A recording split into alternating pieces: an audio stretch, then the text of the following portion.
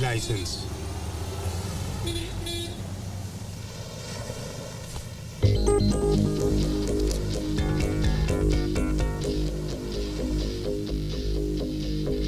यहाँ नहीं, वहाँ पान वाले के पास।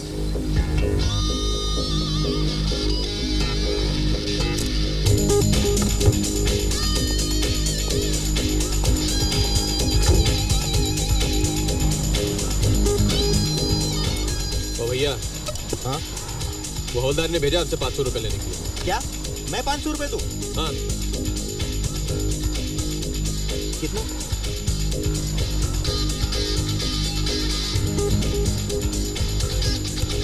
ये लो।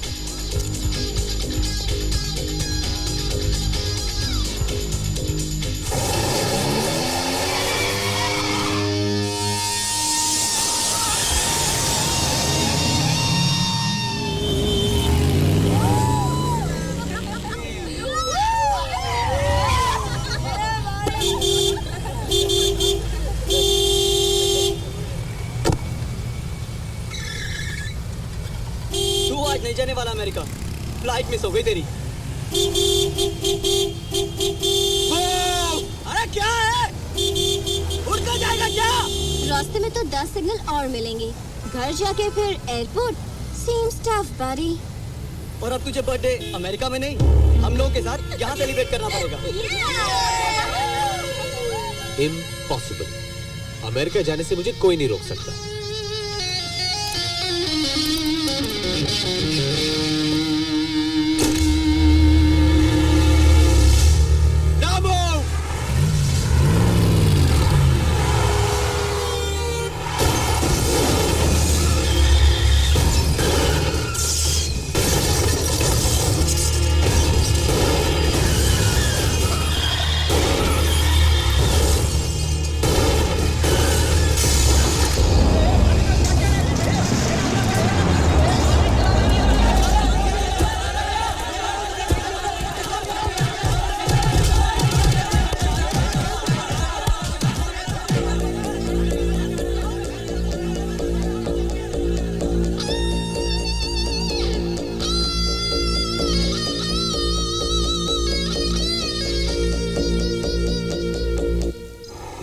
मुझे बंद करके ना तो तुम्हारा प्रमोशन होगा ना तुम्हारी पगार बढ़ेगी।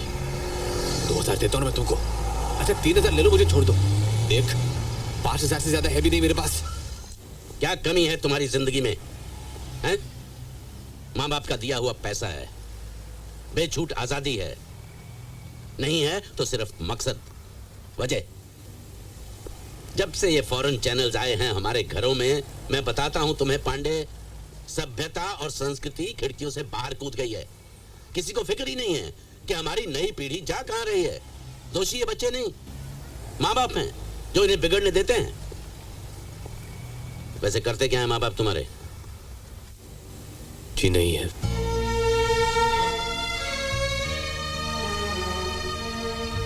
चार साल का था जब प्लेन क्रैश में पिताजी का। बैठो। और माँ? है,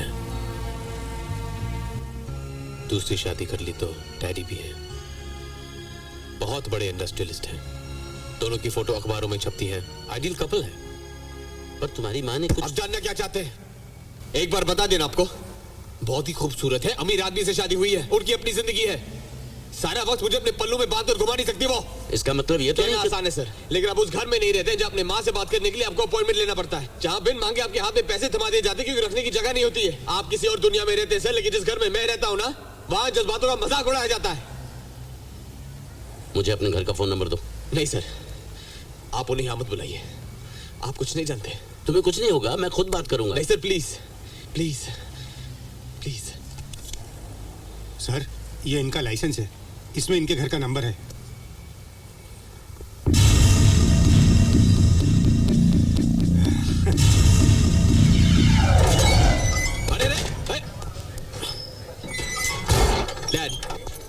डैड उसे जो पैसे चाहिए उसे दे दो ना, नहीं तो ऐसे टाइम पास करता रहेगा और मेरी फ्लाइट निकल जाएगी। राहुल तुम्हें शर्म नहीं आती?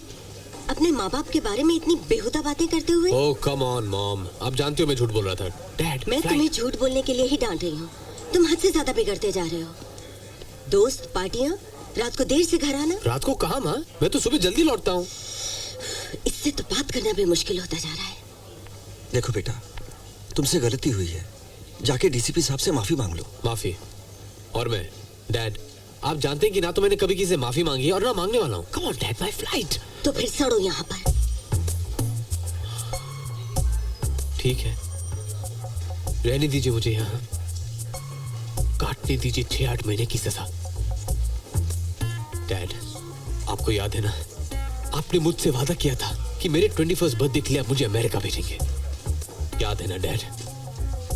कोई बात नहीं, 8 दिन में मेरा बर्थडे है, यही गुजार लूंगा। इन क्रिमिनल्स के साथ केक भी काटूंगा। अब यही तो मेरे दोस्त हैं, घर वाले हैं। It's okay. लेकिन सोचिए डैड, करोड़पति निरंजन खन्ना का इकलौता बेटा लॉकअप में। It's okay dad, really don't worry about me. Nandini, आप भी कहाँ इसकी बातों में आते हैं? ये हमेशा आपको इमोशनली ब्लैकमेल करता है। आपके ही लाड़ प्यार की वजह से आज ये यहाँ पर है और हम लोगों को पुलिस स्टेशन में इसे छुड़ाने आना पड़ा। ये बातें घर पर भी तो हो सकती हैं। हाँ माँ, यही तो मैं कह रहा हूँ, घर जाके बात करते हैं। डैड, उसे जाके पैसे देने। Dad, after the airport, let's go. Come on, please please dad, my flight dad, please. Nandini चले।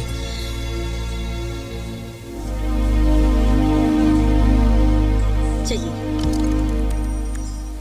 भोसले साहब, हम आपसे बात करना चाहते हैं। मैं कुछ सुनना नहीं चाहता। आपके लड़के के खिलाफ मैंने सारे चार्जेस दर्ज कर दिए हैं। आप 2 मिनट हमारी बात तो सुन लीजिए। मैं कुछ सुनना नहीं चाहता, आप जाइए यहाँ से। डीसीपी साहब प्लीज, सिर्फ 2 मिनट। तो कमाल का कारीगर है। हाय हाय। माँ कसम, अपुन ने तो गेटवे ऑफ इंडिया उन सफेद चमड़ी वालों को बेच ही डाला था। वो तो ताम झाम के साथ डिलीवरी लेने आ भी गए थे। 2 पत्थर भी बेचारे लोग सरकार नहीं पाते यार कि ये सरकेला डीसीपी भोसले वो आ गया। गेटवे ऑफ इंडिया तो नहीं सरकार, अपुन को सरकार के यहाँ ले आया यार। ओह अच्छा अच्छा, इसलिए आजकल हमारे पैर चल रहा है। हाँ, वो 2-4 छेड़ियाँ तोड़ी मार दिया था ना भाई लोगों ने। वैसे डार्लिंग मेरी, अगर कोई ताजमहल, लाल किला, कुतुब मीनार खरीदने का कोई सॉलिड पार्टी मिले ना तो अपुन के पास लेके आना, सबका पेपर तैयार है। अरे अपुन तो इस लफड़े का काम में मास्टर है, मास्टर। किंग है अपुन, किंग। अरे ये याद है, ये काट। हाँ। इसमें phone, mobile, pager, fax, email सबका नंबर है। अरे यार, टाटा और बिरला का साइन देखने को नहीं मिला, नहीं तो अभी तक तो उनका खाता खत्म कर दिया होता। ए, सो जा चुपचाप। ओए, मैं सोऊंगा ना तो अपने घर जाके सोऊंगा, कुछ समझे? आप जाके मेरे मॉम डैड को बुला के लाओ। वो लोग घर गए कब के?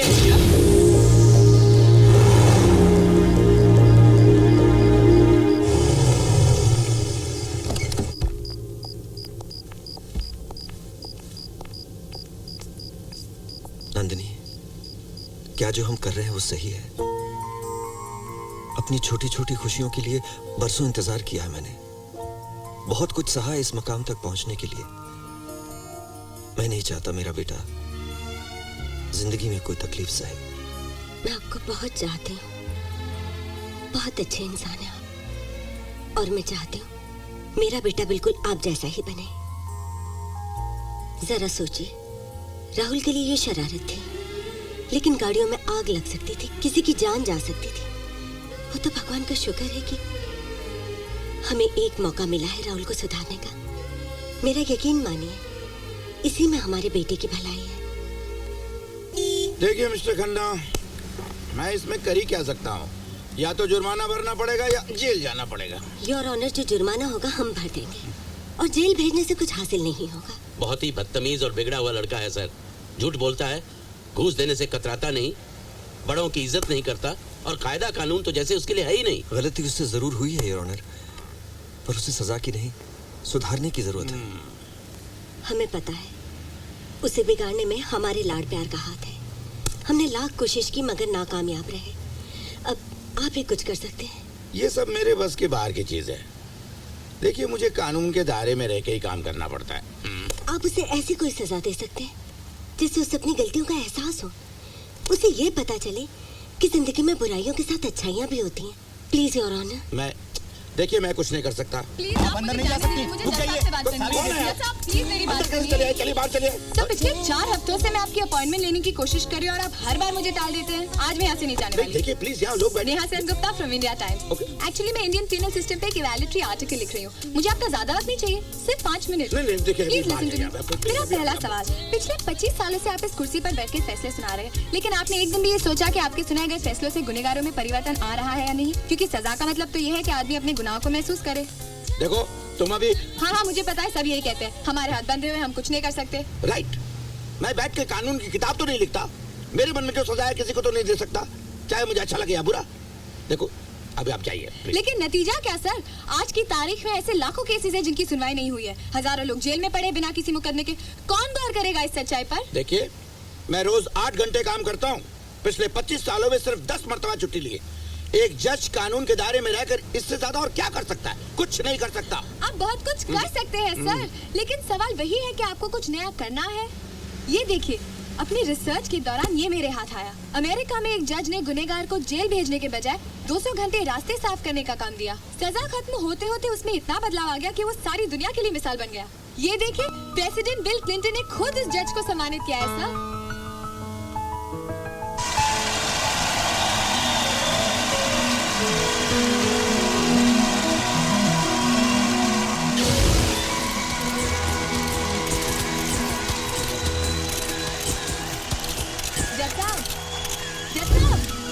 हम क्यों ऐसी सजा नहीं दे सकते? हमारे यहाँ ऐसा क्यों नहीं हो सकता?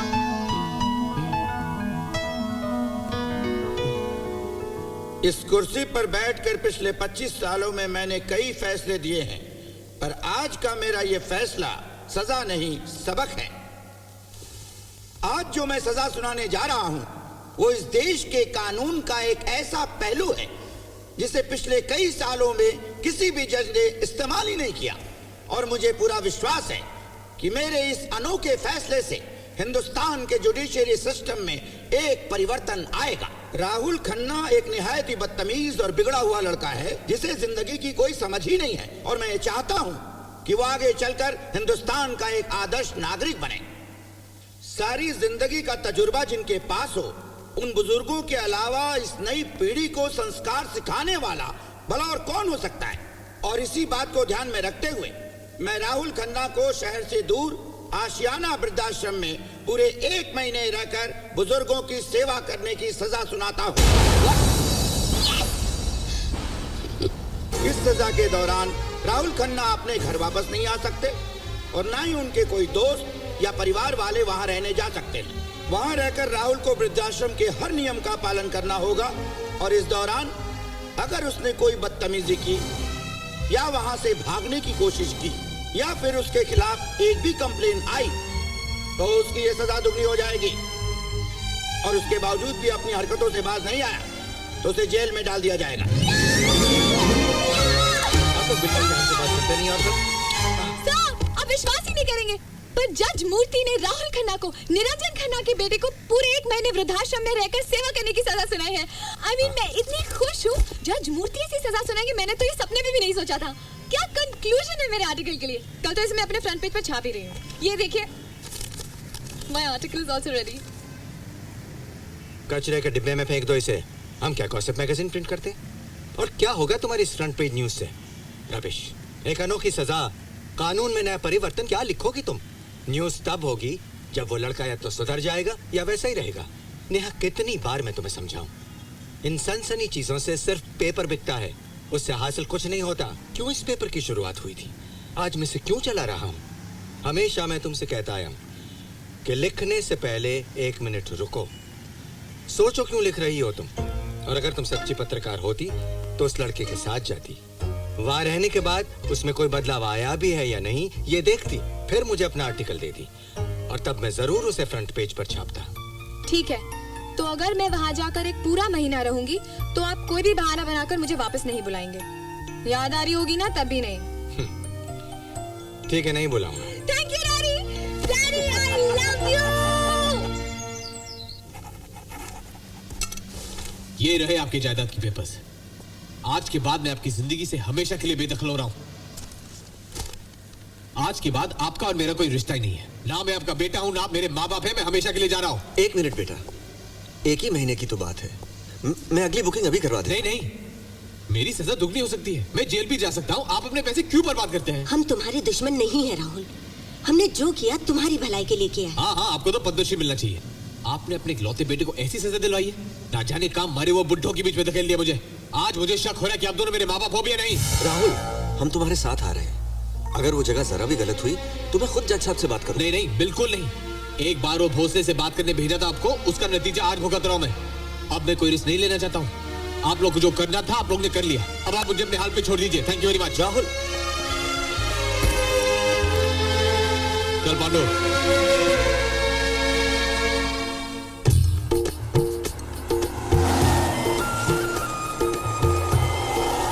भोसले साहब मेरी बात सुनिए ना। देखिए, मैं यहीं से चला जाऊंगा, 1 महीना घूम घाम के वापस आ जाऊंगा। उस जज को कुछ पता भी नहीं चलेगा। आप जो चाहे मांग लीजिए, मैं दे दूंगा, वो भी कैश में। देखिए प्लीज मेरी बात मान लीजिए। आप जानते नहीं वहां कैसे कैसे लोग होते हैं। वो बहुत बूढ़े होते हैं। नेहा, मुझे यहाँ से निकालो। देखो, तुम मुझे जानते भी नहीं हो, लेकिन तुम्हारी वजह से ना सिर्फ मेरी अमेरिका ट्रिप, लेकिन मेरा बर्थडे और मेरी सारी जिंदगी बर्बाद हो गई है। अब तुम ही मुझे झमेले से निकालो। You know, दोष तुम्हारा है और नहीं भी। अच्छा? हुआ ये है कि बचपन से तुम्हें सिर्फ लाड प्यार मिला है, इसलिए तुम्हें लगता है कि दुनिया तुम्हारे मुताबिक चलती है। अब अगर आगे चलकर यही हालत रही ना, तो फिर तुम तो किसी काम के ही नहीं रहोगे, क्योंकि पैसे की तो तुम्हें जरूरत है नहीं। तो फिर अपनी जिंदगी किस लीड पर बनाओगे तुम? मेरे ख्याल से वहाँ जाकर तुम एक बेहतर इंसान तो बन ही जाओगे। Really? हाँ, चलें। ये वृद्धाश्रम जहाँ हम जा रहे हैं, एसवी पंडित जी ने शुरू किया था। पंडित जी बहुत बड़े रईस थे, ब्रिटिश आर्मी में थे। रिटायर होने के बाद अपने दोस्तों के साथ यहाँ आकर रहने लगे। अकेले थे, ढेरों पैसा था। धीरे धीरे और लोग आके रहने लगे जिन्हें सहारे की जरूरत थी। पंडित जी ने एक कमाल का काम किया। मरने से पहले अपना सारा पैसा, बंगला, प्रॉपर्टी सब वृद्धाश्रम के नाम कर दिया। अब उनका एक सॉलिसिटर है, विक्रम सक्सेना, वो वहाँ की देखभाल करता है। नेहा, तुम भी वहाँ एक पूरा महीना रहोगी? हाँ। ओह, गुड।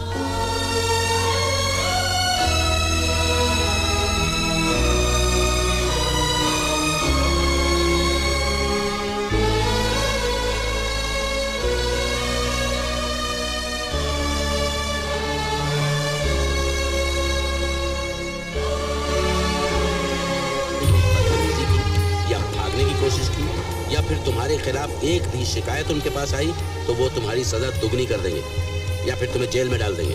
Is that clear? हाँ, व्हाटएवर।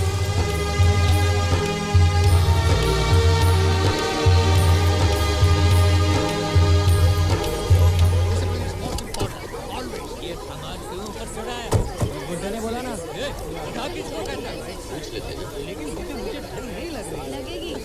तुम भी भाई को बताएगा हम लोग कहाँ जा रहे हैं।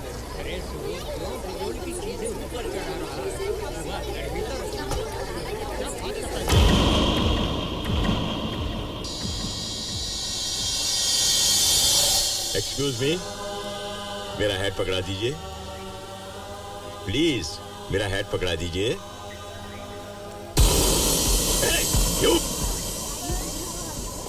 इसे कहाँ रखूं चित्रा? 23 ओफो, आपने फिर मेरी गिनती गड़बड़ कर दी। मफलर क्यों उतार दिया? ठंड लग जाएगी। अरे ठंड लगेगी तो पहन लूंगा। देखो, बचपन से जानती हूँ, जरा ठंड लग जाएगी। तू तो हर वक्त झगड़े के मूड में रहती है। जा, जाकर गिनती कर। सब क्या भाई साहब, मुझे आप बता सकते हैं ये सब क्या हो रहा है? कहाँ जा रहे हैं ये सब लोग? सुबह से पूछने की कोशिश कर रहा हूँ, लेकिन किसी के पास बात करने की फुर्सत ही नहीं है। सैफुद्दीन, अपना बैग रखा? बैग? अरे भोसले साहब, सक्सेना साहब, व्हाट अ प्लेजेंट सरप्राइज। ये लोग कहाँ जाने की तैयारी कर रहे हैं? 1 महीने के लिए काशी जा रहे हैं। ऐसा कैसे हो सकता है? अदालत ने फैसला सुना दिया, लेकिन आपका तो ये फर्ज बनता था कि यहाँ आने से पहले पता कर लेते कि हम लोग यहाँ हैं भी या नहीं। लेकिन आपको ये सब सोचने की क्या जरूरत है? आपकी राय में तो हम लोग यहाँ से कहीं बाहर जा ही नहीं सकते। प्रजापति साहब, मैं मानता हूँ हमसे लापरवाही हुई है। अच्छा, आप इसे अपने साथ काशी क्यों नहीं ले जाते? एक मिनट। देखिए, मुझे 1 महीने के लिए यहाँ भेजा गया है, इस जगह। मैं कोई काशी वाशी नहीं जाऊंगा उन बुड्ढों के साथ। रहूंगा तो यहाँ, नहीं तो सीधा घर। तो तय हो गया। इस बदतमीज लड़के को जेल में डाल दीजिए, हम अपनी यात्रा पे जाते हैं। नहीं, देखिए 1 मिनट बैठिए ना, केशव जी बैठिए ना। देखिए, एक बात और हो सकती है। एक्सक्यूज मी, देखिए, पिछले 3 साल से इनकी ट्रिप कैंसिल होती आ रही है। इस बार आई डोंट थिंक ये लोग मानेंगे। मानना भी नहीं चाहिए। देखिए, ऐसा मौका बार बार नहीं आता है। अरे आप लोग एक नए काम करने जा रहे हैं, मैं कौन होता हूँ रुकावट डालने वाला? आप लोग जाइए जाइए, आराम से जाइए। तुम बाहर जाओ, आउट। लेकिन just sit down here. What? खड़ूस। देखिए सिर्फ एक ही महीने की तो बात है, प्लीज मान जाइए। मैं ट्रेन का 50% कंसेशन भी करवा दूंगा। और वो रहने का क्या, वो खर्चा कौन करेगा? सर्किट हाउस का इंतजाम भी हो जाएगा। और लोकल ट्रांसपोर्ट का खर्चा? सरकारी बस का इंतजाम भी करवा दूंगा। फिर क्या प्रॉब्लम है, हम लोग अगले महीने जाएंगे। हाँ, ऑल डन। डन क्या? प्रपोजल। 1 महीने में काशी किधर जाएगा और जो पैसा बचेगा उसे हम तिरुपति जाएगा। और हमने जो तैयारी की हुई है उसका क्या? कुछ नहीं, हम जाएंगे और अभी जाएंगे। केशव, देसाई, चलो चले। हाँ चलिए। हाँ, चित्रा ने सारा सामान भी कर लिया है, तो चलो चलते हैं।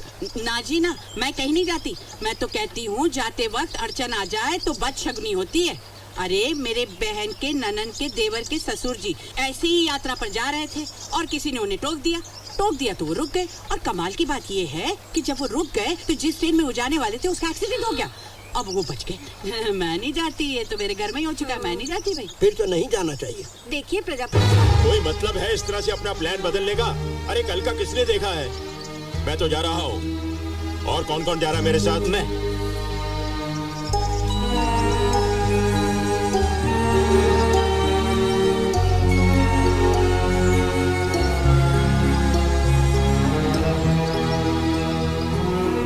वो क्या है प्रजापति साहब, अब आपके जैसा अमीर नहीं है, इसलिए हम लोगों को पैसे के बारे में सोचना पड़ेगा। भोसले साहब, हम लोग डिसाइड किया है, अगले महीने हम लोग जाएंगे।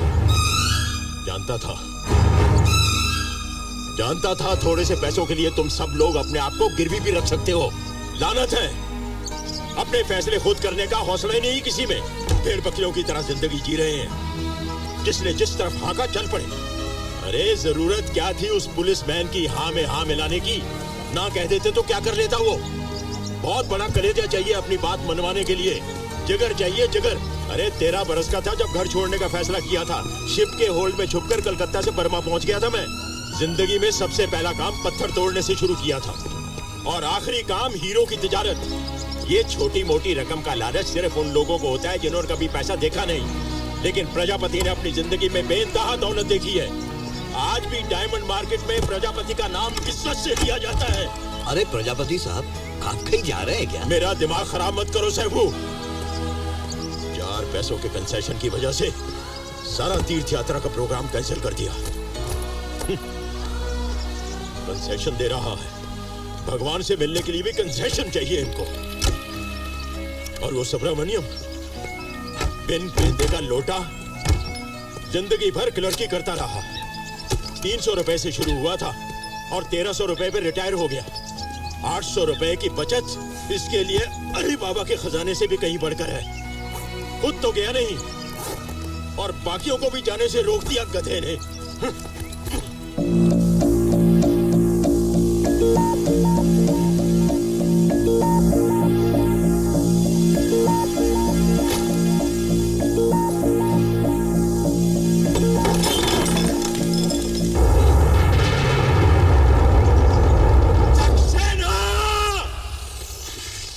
ये कमरा मेरा है और पंडित साहब ने खुद मुझे ये दिया था। जी हाँ, आप बिल्कुल सही कह रहे हैं, लेकिन बाकी सारे कमरों में 2-2 लोग रह रहे हैं। तो इसे बाहर बरामदे में रहने दो। ऐसा नहीं हो सकता, इसे यहीं रहना पड़ेगा। अगर आप भूल रहे हैं तो मैं आपको याद दिला दूं कि मैंने अपनी सारी जायदाद इस ट्रस्ट के नाम पर लिखी हुई है। लेकिन वो तो बात की बात है। तो क्या मरने से पहले अपनी सारी जायदाद दे दूं? नहीं, ऐसी और बात... बाकी उम्र रास्ते पे भीख मांगता फिरूं? प्रजापति जी, सिर्फ एक ही महीने की तो बात है। राहुल यहीं रहेगा।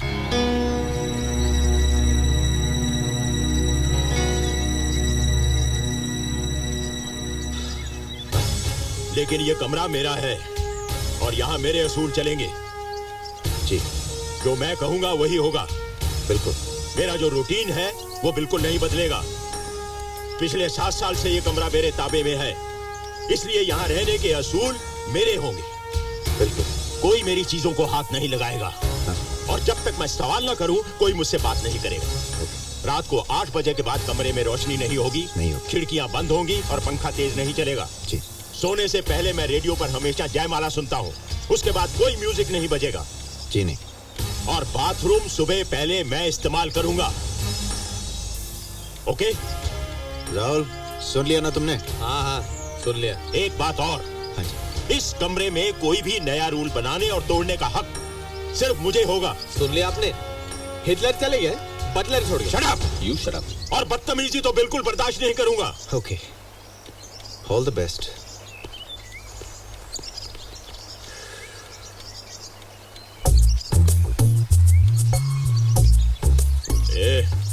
तुम्हें यहाँ आराम करने के लिए नहीं भेजा है। मेरा बैग स्टोर रूम में रखो। What? मैंने कहा मेरा बैग उठाकर स्टोर रूम में रखो।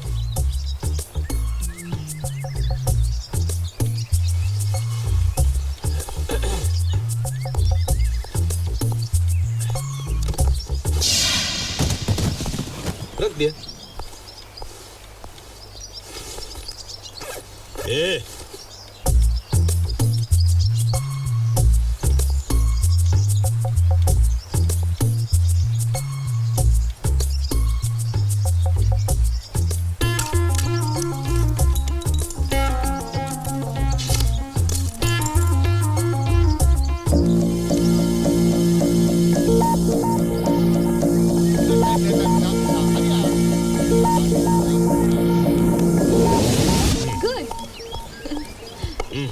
तुम्हारी चाल है। बहुत खुश हो ना तुम इन पागल बुड्ढों के साथ सड़ता हुआ देख के? राहुल, इन्हें बुढ़ा मत कहो, ये तुमसे बड़े हैं। इसीलिए तो कह रहा हूँ। राहुल, तुम्हें यहाँ इनसे कुछ सीखने और समझने के लिए भेजा गया है। अच्छा, और ये बुड्ढे मुझे क्या सिखाएंगे? देखो, तुम इस बात को समझ ही लो कि तुम्हें यहाँ पूरा 1 महीना बिताना होगा, और ये बात तुम जितनी जल्दी समझोगे तुम्हारे लिए अच्छा होगा। अच्छा, या और क्या 1 महीने दीवारों से मकड़ी के जाले निकालूंगा, जमीन पे कटका मारूंगा, इनके लिए खाना पकाऊंगा, इनके कपड़े नदी के किनारे पे सुखाऊंगा, और रात को जब इन बुड्ढों को नींद ना आए तो इन्हें लोरी में सुनाऊंगा। करेक्ट। आओ बेटा, चेस खेलें। चलिए अंकल।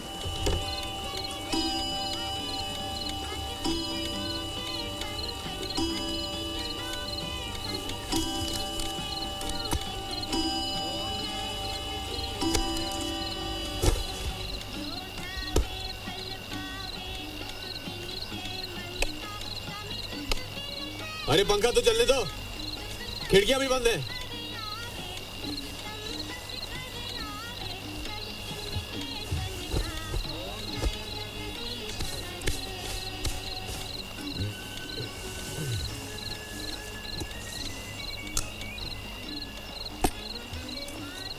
मीडियम वेव 252.5 मीटर अर्थात 1188 किलोहर्ट्ज पर। ये ऑल इंडिया ओम नमः शिवाय। अब हमारी आज रात की सभा यहीं समाप्त है। हमारी अगली मुलाकात कल सुबह 5:50 मिनट। शुभ रात्रि, जय हिंद।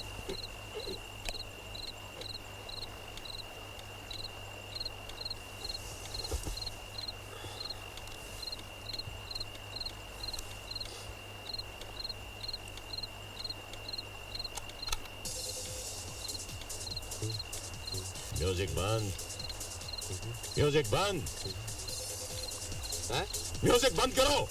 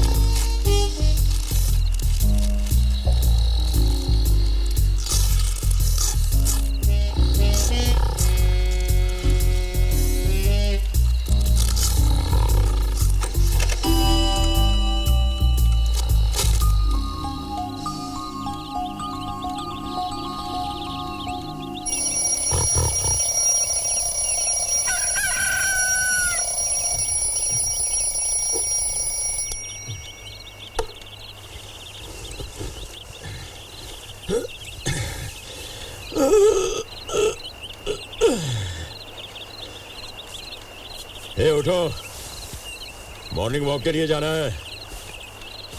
उठो उठो, उठो, सुबह के 4:30 बज गए हैं। उठो, सैर करने के लिए जाना है। उठो उठो, अरे उठो ना, मॉर्निंग वॉक के लिए जाना है। उठो। अभी नहीं तो फिर कभी। मॉर्निंग वॉक सुबह ही होती है। उठो, तुम जाओ। उठो, अरे उठो ना, उठो। नहीं नहीं, उठो उठो। अरे उठो, नहीं तो तुम्हारी कंप्लेंट कर दूंगा।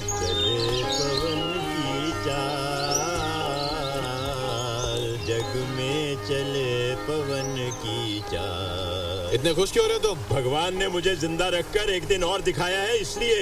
यही चलन है जग सेवा का, यही जीवन सुख पाल। उम्र क्या है तुम्हारी? थोड़े दिन यहाँ रहा तो तुम्हारी उम्र का लगने लगूंगा। कहाँ सुबह सुबह चला रहे हो यार? बस थक गए। अरे तुम्हारी उम्र में तो बर्मा की अखमाश की पहाड़ियों पर हीरो की खानें ढूंढ निकाली थी मैंने, जबकि ये मशहूर था कि पिछले 2000 साल से जिसने भी वहाँ जाने की जुर्रत की वो जिंदा वापस नहीं आया। बस यही बात मुझे वहाँ जाने के लिए उतावला करती थी। मैंने 6 कबायलियों को मोटी रकम का लालच देकर अपने साथ चलने के लिए राजी कर लिया। ये कबायली क्या होता है? अरे बाबा, जंगली जो कीड़े मकोड़ों से लेकर आदमी तक सब खा जाते हैं। लेकिन ये जरा बेहतर किस्म के जंगली थे। हमारे 15 दिन के सफर में 4 आदमी कम हो गए। अरे भाग गए होंगे। एक को शेर उठा के ले गया, 2 दलदल में फंस गए और एक को सांप ने डस लिया। लेकिन मैं हिम्मत हारने वाला नहीं था। कदम कदम पर मौत से लड़ता हुआ मैं आगे बढ़ता ही गया। 21वें दिन जब मैं जंगलों के पार निकला तो क्या देखता हूं कि नदी के पार अखमाश के पहाड़ धूप में जगमगा रहे हैं। दुनिया का सबसे बड़ा हीरो का खजाना मेरे सामने था।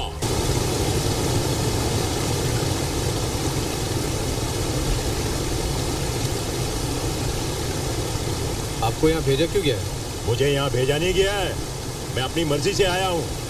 हम जैसे लोग जो अपनी सारी जिंदगी घर परिवार और बीवी बच्चों की देखभाल में गुजार देते हैं ना, उन्हें इस उम्र में आकर आराम और सुकून की जरूरत होती है। इसीलिए हम यहाँ चले आते हैं ताकि इस शांत वातावरण में इत्मीनान की सांस ले सके। आपका मतलब है ये जो आशियाना में जितने भी लोग हैं सब अपनी मर्जी से आए हैं, इन्हें भेजा नहीं गया है? जाइए जाइए, मैं आपकी बात नहीं मानता। अरे तुम कौन होते हो मानने ना मानने वाले? हा? तुम्हें जो समझना है समझ लो, हमें उससे कोई फर्क नहीं पड़ता। पट्टा ये पढ़ा आप लोगों ने? मालाबार हिल के एक 19 साल के जवान लड़के ने अपने 84 साल के बूढ़े दादा का खून कर दिया। पूछताछ करने पे लड़के ने पुलिस को बताया कि वो और उसके परिवार वाले उस बुढ़े की दिन रात की भगभग से तंग आ गए थे। वो एकदम पागल हो गया था और उनका जीना आराम कर दिया। इसलिए उसने एक दिन उसके खाने में जहर मिला दिया। बुढ़े ने 2-4 उल्टियां कर दी और बच गया। 2 दिन बाद पोते ने दादा को बंगले के छत से नीचे टपका दिया। एक टांग और दोनों हाथ की हड्डियां टूट गई, लेकिन बुढ़ा फिर भी बच गया। मजबूर होकर लड़के ने अस्पताल जाके उस सोते हुए बुढ़े का गला दबा दिया। इस तरह से एक परिवार ने एक मुसीबत से छुटकारा पाया। ऐसा कोई कर सकता है क्या? ऐसा हुआ है। अरे ये जर्नलिस्ट लोग झूठ नहीं लिख सकते। बहुत अच्छे लोग होते हैं, हमेशा सच बोलते हैं। बहुत अच्छी तरह जानता हूँ मैं उन्हें। सुनिए, मैं 4-5 दिन के लिए शहर जा रहा हूँ तो। अरे विक्रम जी, पर्दों के नाप भी लेते जाओ, नए बनवाने हैं। लेकिन ये पर्दे तो ठीक हैं। बुड्ढे ही हैं हम, मुर्दे नहीं। अच्छा लगेगा अगर नए पर्दे बनवाओगे तो। ठीक है, नए वाले आ जाएंगे। एक्सक्यूज मी, यहाँ के मैनेजर कौन है? हाँ जी, कहिए। हेलो, मैं सिर्फ विजय माथुर। सक्सेना, ये मेरी माँ है। नमस्ते। मैं 1 महीने के लिए कनाडा जा रहा हूँ ट्रेनिंग के लिए। जी। पूरी फैमिली के साथ। माँ तो साथ चल नहीं सकती और मैं इन्हें घर में अकेला नहीं रखना चाहता। हमारे कोई रिश्तेदार भी नहीं है जिनके पास मैं इन्हें छोड़ सकूं। अगर आपके पास रही तो वहाँ मुझे टेंशन नहीं होगी। अच्छा, सिर्फ 1 महीने के लिए? हाँ, सिर्फ 1 महीने के लिए। जैसे ही मैं लौटूंगा इन्हें ले जाऊंगा। अच्छा ठीक है, इनको कुछ फॉर्म्स वगैरह साइन करने पड़ेंगे तो मैं इन्हें साथ ले जाऊंगा। श्योर। आइए मिसेस माथुर, आइए।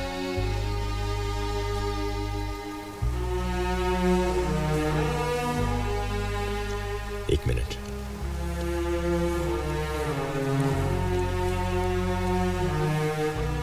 अपनी माँ को सच बता दो। जी? मैंने दुनिया देखी है। अपनी माँ को साफ साफ बता दो कि तुम उसे वापस ले जाने के लिए कभी नहीं लौटोगे। ये क्या बात कर रहे हैं आप? मैं अपनी माँ को यहाँ हमेशा के लिए छोड़कर नहीं जा रहा हूँ। आप मेरी प्रॉब्लम ही नहीं समझ रहे। मैं उन्हें ले जाना चाहता हूँ, वो मेरे साथ नहीं आना चाहती। देखो बेटा, जब तुम नहीं लौटोगे ना तुम्हारी माँ का दिल टूट जाएगा। और जिसका दिल टूट जाता है वो ज्यादा दिन जिंदा नहीं रहता। अपनी माँ को सच बताकर जाना। विजय, देखो बेटा, मुझे यहाँ छोड़कर जा रहे हो, इसका मतलब ये नहीं कि तुम अपनी मनमानी करो। संभल कर जाना और सबका ख्याल रखना। अब तुम ही सबसे बड़े हो, और याद रखना, हर हफ्ते मुझे तुम्हारी चिट्ठी मिलनी चाहिए या फोन करो। माँ, मैं चलता हूँ।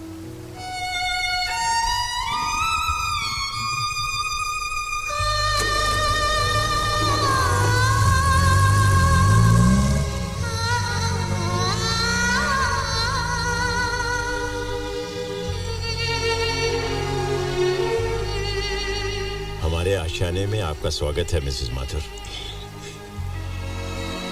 अनुराधा। मैं प्रजापति।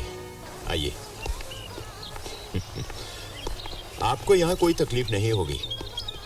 हमने बहुत सोच समझकर आशियाने के कमरे सजाए हैं। बहुत अच्छी जगह है। सच बताओ, मुझे थोड़ा सा डर लग रहा था कि पता नहीं कैसी जगह होगी। मेरे कहने का मतलब, वृद्धाश्रम तो ऐसे नहीं होते। क्यों नहीं? ऐसे ही होने चाहिए। क्या बूढ़े इंसान को सूरज अपनी रोशनी कम देता है? चांदनी की ठंडक फीकी पड़ जाती है। बारिश हमें भी भिगोती है, धूप में हमें भी पसीना आता है। फिर अपने आप को उम्र के खानों में बांट देना कहाँ की अक्लमंदी है? काश सब लोग ये बात समझ पाते। आइए, दूसरा कोई समझे या ना समझे, आपको समझ लेना चाहिए। अनुराधा जी, एक ही जिंदगी मिली है आपको, जिसका 1/3 तो माता पिता के सुनने में निकल गया होगा, दूसरा गया जिम्मेदारियों का बोझ उठाने में। अब जो बाकी बचा है, क्या आप अपनी मर्जी से जी रही हैं? जरा सोच कर देखिए, ऐसी सुनहरी उम्र पहले कभी आई थी क्या? पूरी आजादी, कोई जिम्मेदारियां नहीं। हम तो यहाँ ऐश से जी रहे हैं, जो मन में आया करते हैं। मैं दावे से कह सकता हूँ, 1 महीना ऐसे बीत जाएगा कि आपको पता ही नहीं चलेगा कि कब घर वापस जाने का वक्त आ गया। मुझे पता है मेरा बेटा मुझे वापस ले जाने के लिए कभी नहीं आएगा। अब मैं यहीं रहूंगी। अनुराधा जी आपके लिए चाय। आप थक रही होंगी। देखिए, मैं आपके लिए ब्लैंकेट लाई हूँ, बहुत ठंड होती है। ठंडा रहता है। अरे टेबल पर आप इसे अपना ही घर समझिएगा। मेरा चश्मा याद चश्मा ये रहा।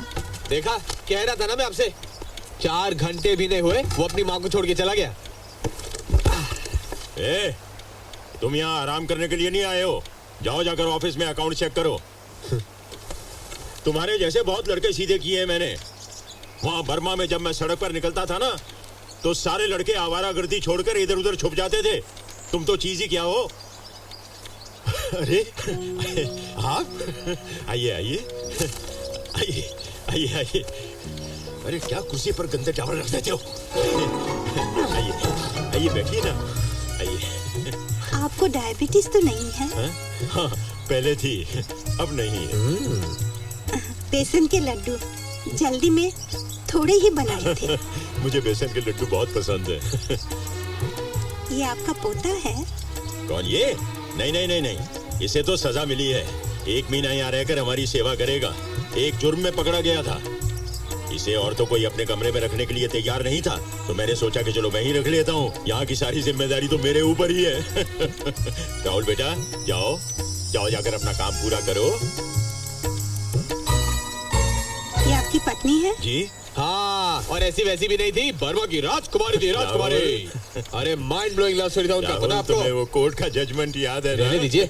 अरे इनकी लव स्टोरी में रोमांस है, ट्रेजेडी है, ड्रामा है और माइंड ब्लोइंग एक्शन भी है। तुम्हारा काम खत्म नहीं होगा, जाओ बेटा। हाँ, और आपकी शर्ट के बटन ऊपर नीचे लगे हुए हैं। अरे नेहा, नेहा, चलो मेरे साथ। अरे राहुल,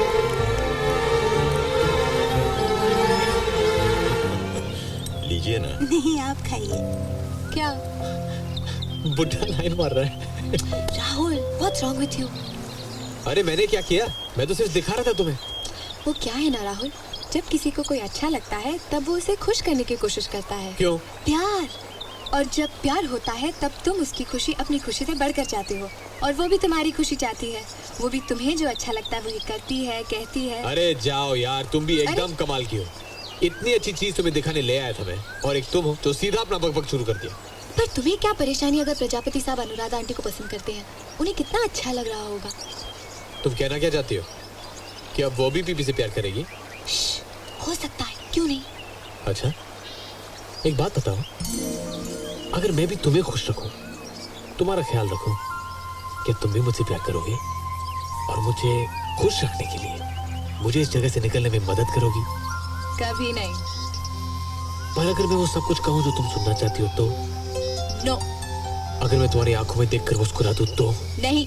अगर मैं तुम्हारा हाथ पकड़ के अपने दिल पे रख दूं तो? नेवर। अगर मैं तुमसे वो मीठी मीठी बातें करूं जिससे तुम्हारा दिल धड़कना शुरू हो जाए तो? Shut up Rahul. नेहा, नेहा देखो, नेहा मत जाओ, मेरी बात तो सुनो प्लीज। बहुत बोर हो गया मैं यहाँ। बोल दो ना जज साहब को मुझे छोड़ दे। देखो मैं एकदम बदल चुका हूँ, सुधार गया हूँ, टोटली रिफॉर्म। आज जल्दी उठा, प्रजापति अंकल को घुमाने भी ले गया। नेहा LIC पॉलिसी और पेंशन की रसीद लेकर ऑफिस चले जाना और वहाँ पर दोबारा अर्जी देना। अगर अर्जी नहीं दी तो पेंशन बढ़ेगी नहीं मेरी। और आज ही मैंने अखबारों में पढ़ा है कि इस महीने के आखिर तक ही अर्जी लेंगे। हो गया बस थोड़ा सा ही। अरे जगह खत्म हो गई है। अरे एक ही लाइन। बहुत दिनों से तुम्हारी कोई खबर नहीं आई। ये कोई लिखने की बात है? कोई प्रॉब्लम हुआ ही नहीं तो खत क्यों आएगा? अरे भाई, तकलीफें बताने के लिए खत नहीं लिखे जाते, खुशियां बांटने के लिए भी तो खत लिखे जाते हैं। तुम्हारा पिता हो गया, लीजिए। अब जाकर इसे पोस्ट भी कर दो। मैं नहीं जाने वाला उतनी दूर। अरे प्रजापति, लेटर पोस्ट करने कौन जा रहा है? राहुल को भेज दो। मैं नहीं जाने वाला। ठीक है, पेपर लेकर आओ, हम कोर्ट में तुम्हारी कंप्लेंट लिखकर भेज देते हैं। अब ऐसा नहीं कर सकते हैं, दिस इज ब्लैकमेल। हाँ है तो? देखिए, मुझे यहाँ भेजा गया है तो इसका मतलब ये नहीं कि मैं आपके सारे काम करूँ। वहाँ 400 मील दूर कौन जाएगा लेटर पोस्ट करने के लिए? तुम।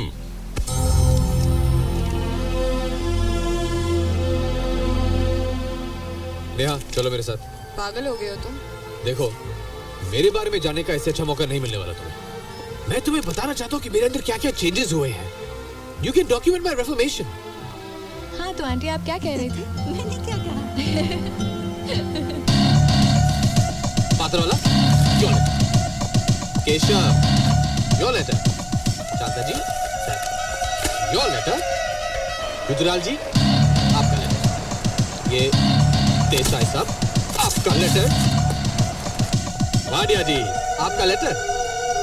Gupta ji that's yours. वीर साहब your letter. Ding dong Badruddin ji आपका खत आया है। सैफू क्या तुम्हें जरा भी शर्म नहीं आई ऐसी गिरी हुई हरकत करते हुए? ये देखो, ये शर्मा जी की पेंशन की अर्जी, ये देसाई साहब का खत, ये LIC पॉलिसी, ये गुजराल साहब का अपने वकील को लिखा हुआ लेटर, सब खराब हो गए सिर्फ तुम्हारी लापरवाही की वजह से। ठीक है, लातों के भूत बातों से नहीं मानते। हमने आज तक तुम्हें कोई तकलीफ नहीं दी है, लेकिन अब पानी सर के ऊपर से चला गया है। तुम्हें कल शाम तक सारे लॉन की घास काटनी होगी, अकेले। कोई तुम्हारी मदद नहीं करेगा, समझे?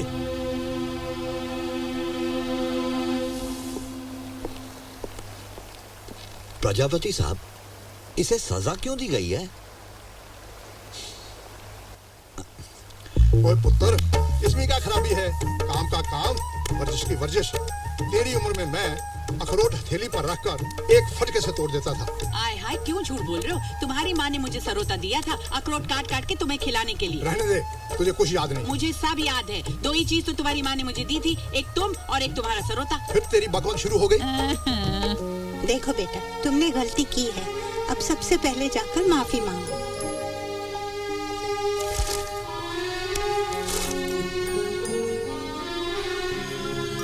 वो क्या है राहुल, मैं जरूर तुम्हारी मदद कर, लेकिन मेरी बहन है ना, अगर उसे पता चला तो वो मुझे बहुत डांटेगी। केशव, अरे केशव तुम यहाँ क्या कर रहे हो? ठंड लग जाएगी, अंदर जाओ। राहुल तुमने अभी तक अपना काम शुरू नहीं किया? नहीं, मैं कुछ गलत बोल रहा हूँ तो बोलिए। देखो, मुझे अपनी कोई फिक्र नहीं है, लेकिन आपकी भी कोई इज्जत है कि नहीं? मेरी इज्जत को क्या हुआ? क्या हुआ? अरे भेड़ बकरी की तरह ट्रीट करते हैं आप लोगों को, और आप लोग चुपचाप से लेते हो। अरे तुम किसका बारे में बात करते हैं? वही जिसकी हुकूमत चलती है आप सब लोगों के ऊपर। अरे हर बात पे उसी का फैसला। अरे बाकी सबको छोड़िए, वो तो मैं बोल भी नहीं सकता हूँ। अरे नहीं नहीं, ऐसा नहीं है। He is a sensible man. Sensible? Sensible नहीं, इन्फ्लुएंशियल बोलिए, इन्फ्लुएंशियल। अरे उसके पास नाम है, पैसा है, उसके ऊपर उसकी सेहत भी अच्छी है, तो आप सब डर जाते हो उससे? कौन बोला तुमको? अरे नहीं तो क्या, एक बात बोलो, फैसला सुनाने के वक्त उसने किसी से कुछ पूछा नहीं? अरे बाकी सबको छोड़ो, उसने आपसे कुछ पूछा? आप तो सबसे ज्यादा पढ़े लिखे हैं। खैर छोड़ो, उनका भी क्या दोष है। जो भी वो जोर जोर से बोले आप लोग डर के सुन लेते हो। छे, लेकिन सुब्बू, वो अकेले तय कैसे कर सकता है? क्या आपका मुझ पर कोई हक नहीं है? अरे आपके कमरे में नहीं रहता हूं तो क्या हुआ? एक बात बोलूं, बुरा मत मानना, आपने कभी ध्यान दिया है कि जब से ये अनुराधा आंटी आई है ना, वो तुम लोगों को नीचा दिखाने का मौका छोड़ता नहीं है, हमेशा ऐसे करता है। क्यों? क्या वही सिर्फ वर्मा गया है? वही सबसे होशियार है, सबसे बहादुर, सबसे हैंडसम? नहीं, आप लोग कैसे सुन ले तुम्हें जानता नहीं। अरे मैं तो नहीं सुनता, मैं होता ना तो मैं सीधे उसके सामने जाता, उसके आंख में देखकर बोलता, मैंने राहुल की सजा माफ कर दी है। मिस्टर प्रजापति, मैंने राहुल का पनिशमेंट माफ किया। हाँ? माफ कर दिया? आज के बाद सबका ओपिनियन लेके इधर काम चलेगा। राहुल का पनिशमेंट सबका मर्जी से डिसाइड नहीं हुआ, इसलिए माफ कर दिया। कौन बोलता है ऐसा? कोई माफ वाफ नहीं होगा। एक बार मैंने तय कर लिया तो कोई फैसला बदलता नहीं। You should have guts. तुम कौन है डिसाइड करने वाला? गवर्नमेंट ऑफ इंडिया है क्या? तुम क्या बोलता है वही होएगा, और हम लोग ऑपोजिशन में बैठकर चिल्लाएगा। जिसके हाथ से कुछ काम नहीं होता वो और क्या करेगा? मुझे मर्यादा भेज रहा। तुम्हारा बॉडी और आवाज देके मैं डरने वाला नहीं है। 7 साल से ये देख रहा हूँ मैं, हर चीज में इसका मर्जी है। कमरा इसका पसंद का, खाना इसका पसंद का है, ना किसी का सुनता है ना किसी का मानता है। ओए गल सुन खोते दिया पुत्रा, लोग उसी का फैसला मानते हैं जिसकी इज्जत होती है। तुम्हारा क्या इज्जत है?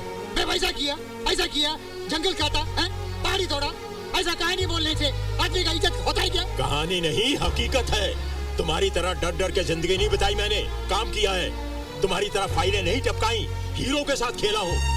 और ये सब कुछ मैंने अपनी मर्जी से छोड़ दिया, किसी ने रिटायर नहीं किया मुझे। जब वापस आया तो आधा बर्मा रो रहा था। इसको बोलते हैं इज्जत। मेरा इज्जत के बारे में बात करता है? मेरे घर में आके देखा तुम, पाँव धोकर पानी पीता है। I am a respected man। तो फिर यहाँ क्या कर रहे हो? जाओ अपने घर में जहाँ तुम्हें भगवान समझते हैं, जाओ। कृष्णा, अपा बेसरन, जल्दी गाड़ी लेके आओ, मुझे इधर से लेके जाओ, जाएंगे हैप्पी एल। हाँ, आई बी रेडी। बेगम बेगम।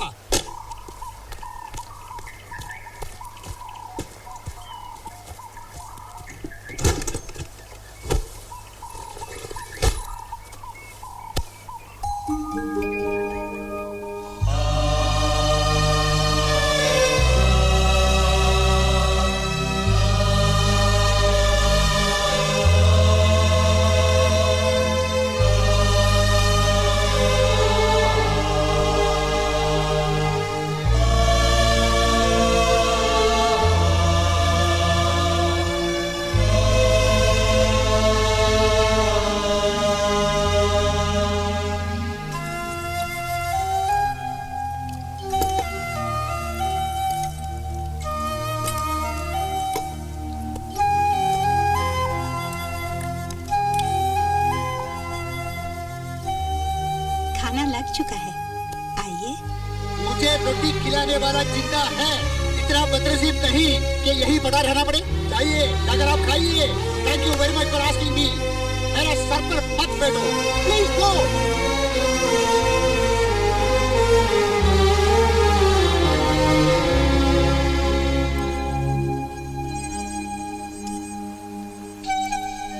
अरे शुरू करो ना, वो जाएगा अपने घर, सांभर राइस खाएगा। तुम क्यों अपना खाना छोड़ते हो? जाने दो, बड़ा आया घर परिवार वाला, जाने दो उसे उनके पास। अच्छा हुआ एक आदमी कम।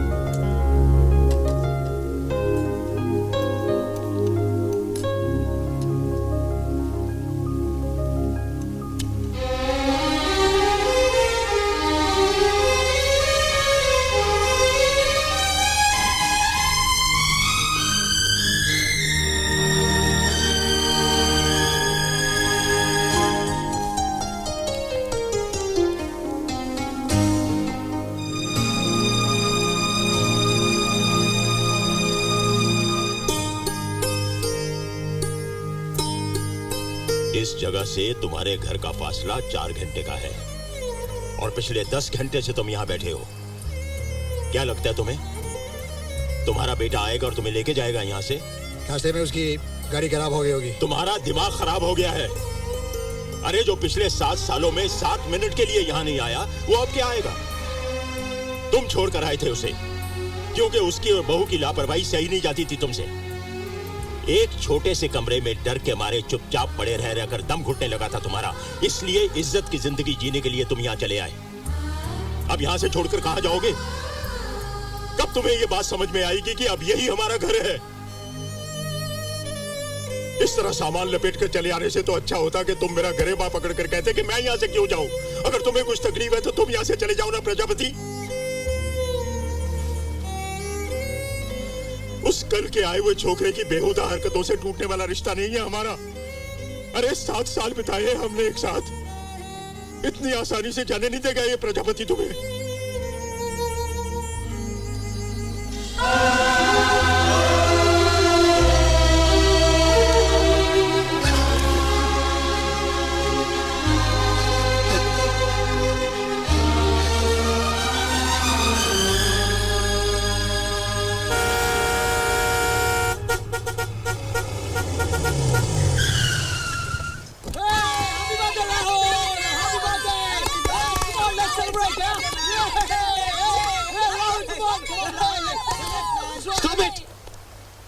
तुम लोगों का दिमाग खराब हो गया है? ये कोई तरीका है? This is not the time or the place. तुम लोग जाओ यहाँ से। But Rahul... Just leave!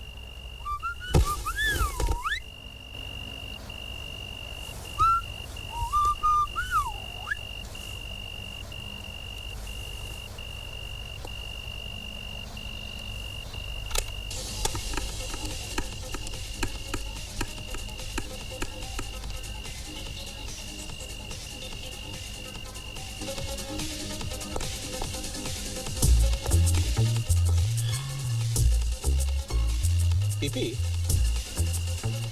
पता है तुम्हारी वाइफ की और अनु आंटी की शक्ल एकदम मिलती।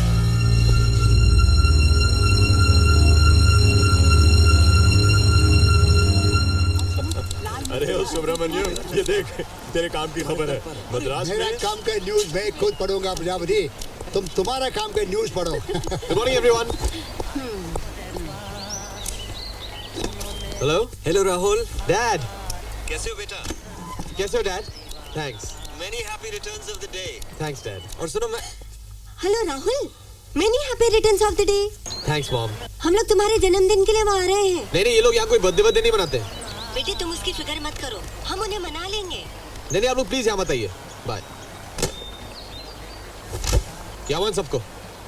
क्या हुआ? ऐसे चली क्यों गए? सीधी बात है, नाराज है तुमसे।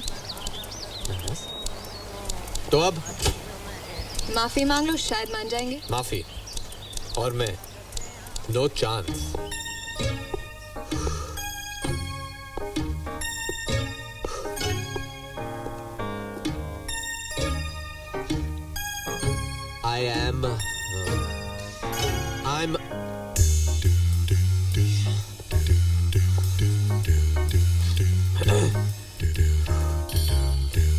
I'm deeply and sincerely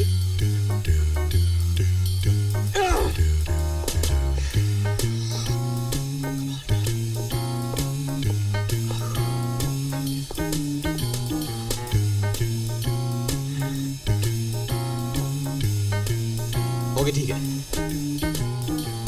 जो कुछ भी आप लोगों के साथ किया उसके लिए मैं चाहता हूँ।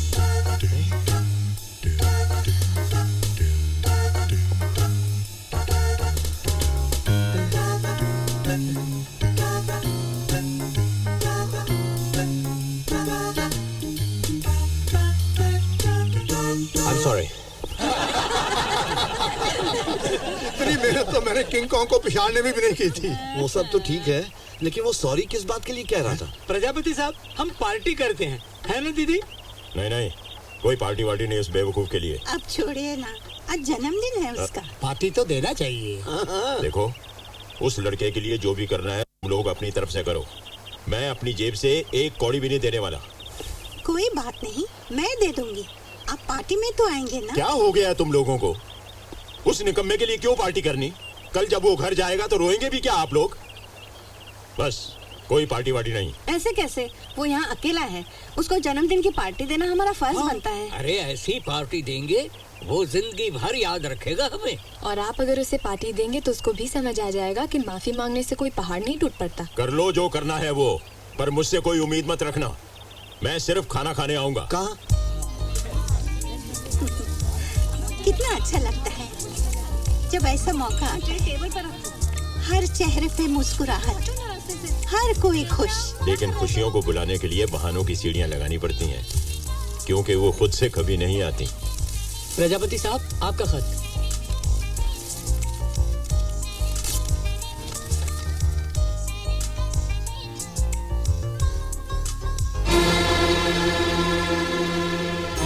क्या हुआ? सब खैरियत तो है ना? क्या हुआ गुजराल साहब? क्या हुआ? किसका खत है? प्रजापति, कोई प्रॉब्लम तो नहीं? आशियाना ट्रस्ट आशियाना में रहने वाले निवासियों को यह सूचना देता है कि यह आश्रम बंद हो रहा है। नोटिस मिलने की तारीख से 7 दिनों के अंदर वहां रहने वाले अपने लिए कोई और ठिकाना तलाश कर लें। 7 दिनों के बाद ये आश्रम यहाँ रहने वालों की किसी भी जिम्मेदारी से मुक्त है। विक्रम सक्सेना, आशियाना ट्रस्ट। ऐसे कैसे हो सकता है? आप क्या करेंगे? हम सब एकदम रेडी है ना? Cake, candles and music. अरे वो आ रहा है, सब रेडी रखो, एकदम ready. Happy birthday to you, happy birthday to you, happy birthday Rahul, happy birthday to you.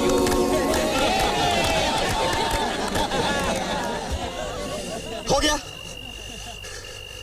खुश? अब मैं जा सकता हूं?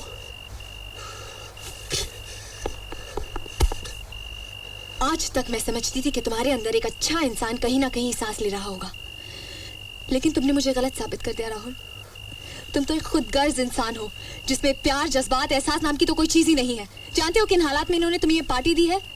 ये हंसते रहे तुम्हें खुश रखने के लिए, ये गाते रहे तुम्हारा दिल बहलाने के लिए, और अब इन्हें ये नोटिस मिला है 7 दिन के अंदर इन्हें इस जगह से निकल जाना है, हमेशा के लिए। क्या? अगले 7 दिन में? हाँ। ये जगह जगह बंद हो जाएगी। हाँ राहुल, ये लोग चले जाएंगे। हाँ, हमेशा के लिए। हमेशा के लिए।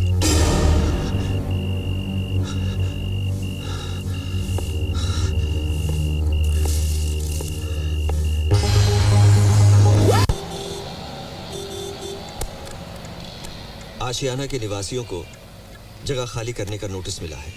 अगले 7 दिनों में आशियाना बंद हो जाएगा। इस हालात को देखते हुए मेरी आपसे गुजारिश है कि आप राहुल की सजा को माफ कर दीजिए और उसे घर आने की इजाजत दें। जगह नहीं रहेगी तो सजा माफ कर दी जाएगी। अरे उसके बाकी के 15 दिनों की सजा के लिए किसी और जगह भेजा जा सकता है। सर, मेरे बेटे ने कोई संगीन जुर्म नहीं किया है। एक गलती की थी जिसका एहसास दिलाना जरूरी था और वो रियलाइज कर रहा है। पर ये सजा मैंने राहुल को एक अच्छा नागरिक बनाने के मकसद से दी थी। बीच में उसकी सजा माफ कर दी जाए तो सबकी एक किराए पर पानी फिर जाएगा। मैं नहीं सजा माफ कर सकता उसकी। I am sorry. वो बदल गया है योर ऑनर। उसे अच्छे बुरे की समझ आ गई है। वो अपनी गलतियों पर शर्मिंदा है। और फिर देखा जाए तो आपकी सजा का मकसद भी पूरा हो चुका है। आप ही बताइए योर ऑनर, गुनहगारों की भी सजा माफ कर दी जाती है उनके अच्छे बर्ताव के लिए, तो फिर राहुल की क्यों नहीं? ठीक है। देखिए, राहुल अगर आशियाना के बुजुर्गों से ये लेटर ला सकता है जिसमें साफ साफ लिखा होना चाहिए कि वहां आकर राहुल काफी बदल गया है, वो एक अच्छा इंसान बन गया है और उसकी बची कुछ सजा माफ की जा सकती है, तो फिर मैं शायद उसकी सजा माफ कर दूं। शायद। इसमें कोई दिक्कत नहीं है सर। मुझे पूरा यकीन है वो लोग राहुल को ऐसा लेटर जरूर दे देंगे। Okay bye. Yes yes. 4 साल पहले आश्रम की मरम्मत और नए विंग बनाने के लिए हमने बैंक से 7 लाख रुपए का लोन लिया था। आज पेनल्टीज और सूद मिलाकर वो रकम 13 लाख बन चुकी है। लाख कोशिशों के बावजूद मैं ये रकम चुका नहीं पाया क्योंकि सारे पैसे जो हैं वो इस जगह को चलाने में ही खर्च हो गए और अब उस रकम के बदले में बैंक इस जगह पर अपना कब्जा कर रही है। 7 दिनों के बाद ये जगह बैंक की हो जाएगी। फिर बैंक जो फैसला करेगी हमें उसी के मुताबिक चलना पड़ेगा। लेकिन पंडित जी ट्रस्ट फॉर्म करके गया था, सारा पैसा ये जगह के लिए रखा था। जी देखिए सुबह अंकल, 20 साल पहले 50,000 रुपए 50 लाख से ज्यादा लगते थे और फिर पंडित जी कोई खास रकम छोड़ के नहीं गए। कुछ म्यूचुअल फंड्स, कुछ शेयर्स थे। आज उनकी कोई वैल्यू नहीं और इतनी बड़ी जगह चलाने के लिए ढेर सारे रुपयों की जरूरत पड़ती है। वो कहाँ से आएंगे? लेकिन आप लोग परेशान मत होइए, मैं वादा करता हूँ मैं आशियाना को दोबारा शुरू करूंगा। लेकिन कितना वक्त लगेगा? शांता मौसी, 12-15 साल तो लगी जाएंगे। फिर तो वो जगह हमारी कब्रों के लिए रखना। प्रजापति जी, काश मैं कुछ कर सकता। नमस्ते।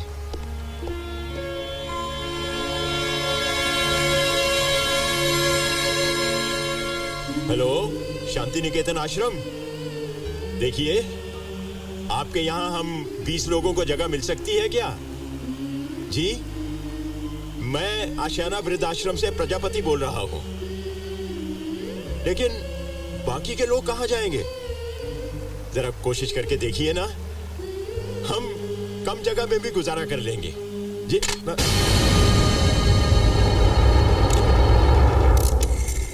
हेलो बेटा अजीत, मैं बाबा बोल रहा हूँ। बाबा, अरे भाई अचानक ये आश्रम बंद हो रहा है, इसलिए 2-4 रोज में मैं घर वापस आ रहा हूँ। हाँ, हमेशा के लिए बंद हो रहा है। हाँ, अब क्या करें, मुश्किल तो है, लेकिन तुम परेशान मत होना, कोई तकलीफ नहीं होगी, हमेशा की तरह रहेंगे हम। देखो बेटा, बहू को समझाना, उसे कहना कि मैं चुपचाप अपने ही कमरे में पड़ा रहूंगा।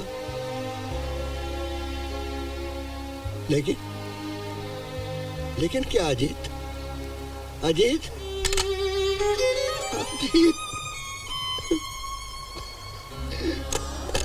उन सब बातों का क्या हुआ प्रजापति? इतनी सारी बातें की हमने, अपनी मर्जी के मालिक, जिंदगी का सुनहरा दौर, आजादी, कहाँ गया वो सब देखते देखते? ये क्या हो रहा है हमारे साथ? इस उम्र में भी हमें सर छुपाने के लिए जगह नहीं। क्या ये है सुनहरे दौर? सब झूठी बातें। हम चाहे कुछ भी कहे, सच तो बस यही है कि किसी को हमारी जरूरत नहीं है।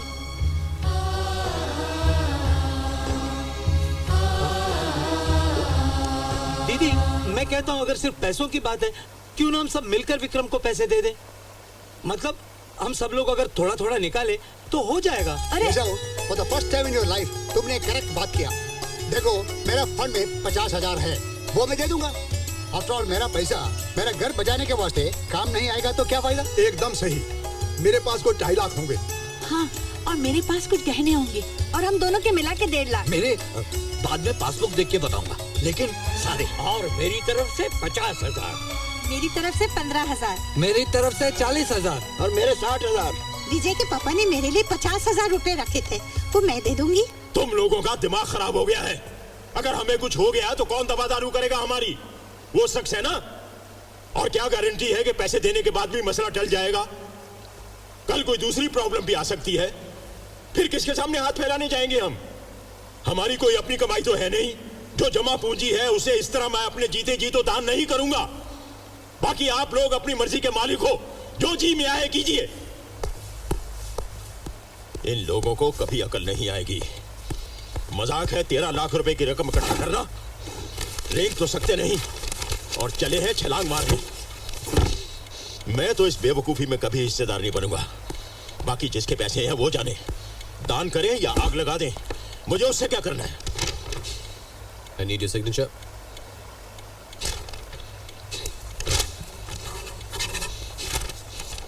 यही चाहते थे ना तुम, इस जेल से छुटकारा? लो, मिल गई आजादी तुम्हें। अब जाके बाप की दौलत उड़ाओ और दोस्तों के साथ ऐश करो। तुम्हारे लिए तो जिंदगी इसी का नाम है।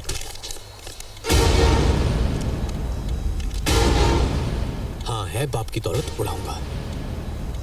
दोस्त हैं, उनके साथ भी मजे करूंगा। आपकी तरह नहीं हूं मैं। हर चीज अपने दोस्तों के साथ बांटी है मैंने। आज तक किसी को जेब से एक पैसा निकालने नहीं दिया मैंने। बात करते हैं आप। बर्मा के जंगल, अकमाश की पहाड़ियां, हीरो के खाने। अरे अगर इतनी रईस हो तो जाके मदद करो उनकी। लेकिन करोगे कहां से? जेब में कुछ होना चाहिए ना। जाइए जाइए, मैं तो पहले दिन ही आपकी असलियत जान गया था। मैं जानता हूं आपके पास कुछ नहीं है।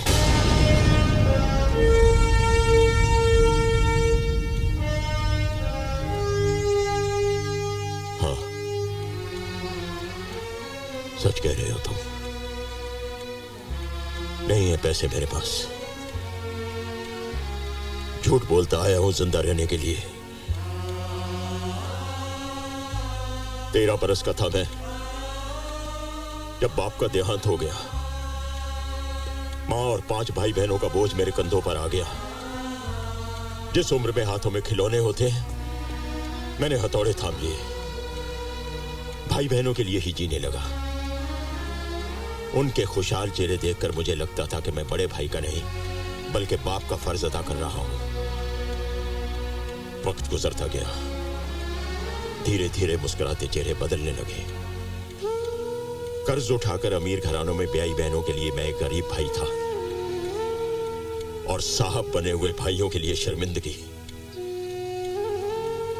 एक दिन शाम को जब मैं घर जल्दी लौट आया तो अपने भाई बहनों के मुंह से अपना नाम सुनकर दरवाजे पर ही रुक गया। छुपकर मैंने उनकी सारी बातें सुनी। मुझसे छुटकारा पाने के तरीके खोजे जा रहे थे, और एक वक्त था कि जब मेरे घर लौटने की राह देखी जाती थी। सुनने के लिए और रह ही क्या गया था। सोचा कहीं जाकर खुदकुशी कर लूं,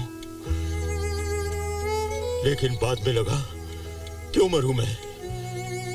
अब तो मैं आजाद हूं, जी सकता हूं वो जिंदगी जो हमेशा जीने की ख्वाहिश रखी थी। लेकिन कैसे? उम्र गुजर चुकी थी, शरीर बूढ़ा और कमजोर हो गया था। कहानियों के सिवा मेरे पास कुछ था ही नहीं। उन्हीं का सहारा लेकर मैं यहां चला आया। और जब पहले दिन सैफुद्दीन ने मुझसे पूछा कि आप कहां से आ रहे हैं, तो बगैर कुछ सोचे हुए मैंने कह दिया, बर्मा से। उसके बाद तो सब कुछ आसान हो गया। अब तो सब कुछ पता लग गया ना तुम्हें, तो जाओ जाकर कह दो सबसे कि मैं कितना झूठा आदमी हूं।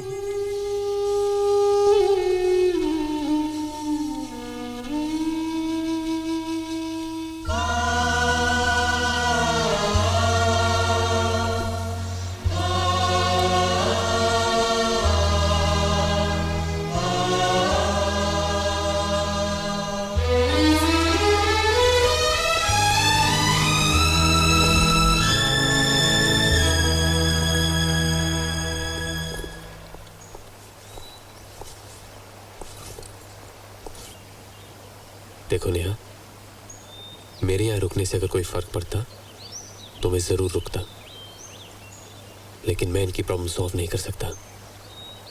क्या करोगी तुम यहाँ रहकर? Come on, let's go. Bye, Rahul.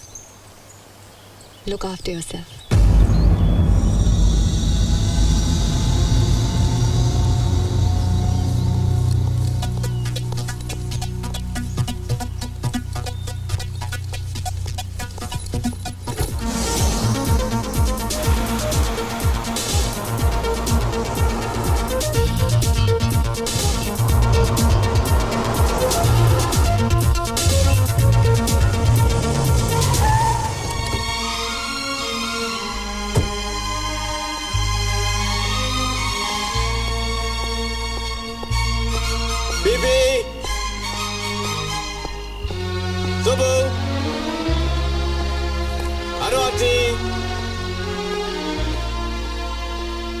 Saifu,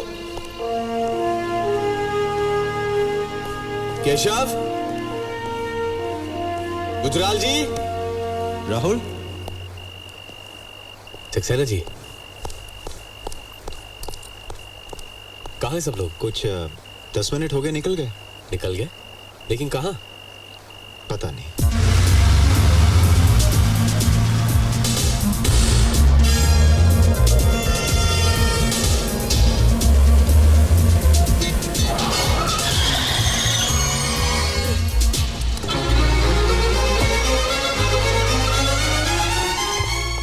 कहीं जाने की जरूरत नहीं है, हम लोग आशियाना बचा सकते हैं। देखिए पापा ने 1.5 लाख का चेक दिया है। चलिए वापस जाके सक्सेना को दे देते। Come on, let's go, come on, come on.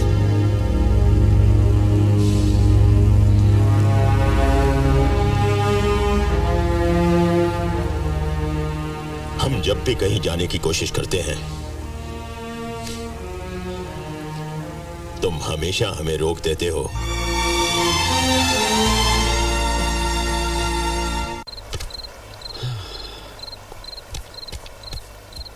अगर आप लोग ये पैसे कुछ दिन पहले लाए होते तो शायद मैं कुछ कर सकता था, लेकिन अब ये जगह बिक गई है।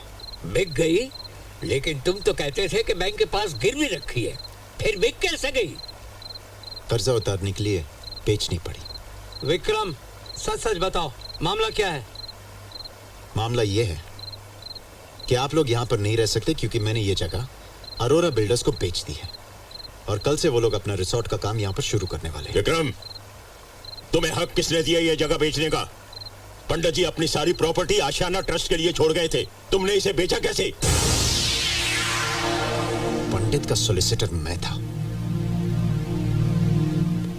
उनकी विल का एग्जीक्यूटर मैं हूं। इस जगह का हर फैसला करने का पूरा अधिकार है मुझे। तुम झूठ बोल रहे हो, झूठ बोल रहे हो तुम। दिखाओ कहां लिखा है, कहां लिखा है? मेरी मृत्यु के बाद विक्रम सक्सेना मेरा सॉलिसिटर मेरी सारी प्रॉपर्टी का वारिस है।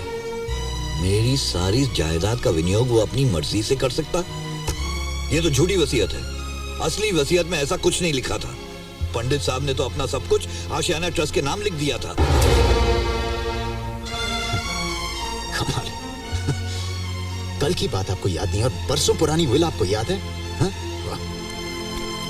तुम्हें नहीं मालूम, लेकिन पंडित साहब की वसीयत की एक और कॉपी थी जो उन्होंने मुझे दी थी और कहा था इसे संभाल कर रखना। हाँ? अच्छा, दिखाइए दिखाइए। एक मिनट, ये रही।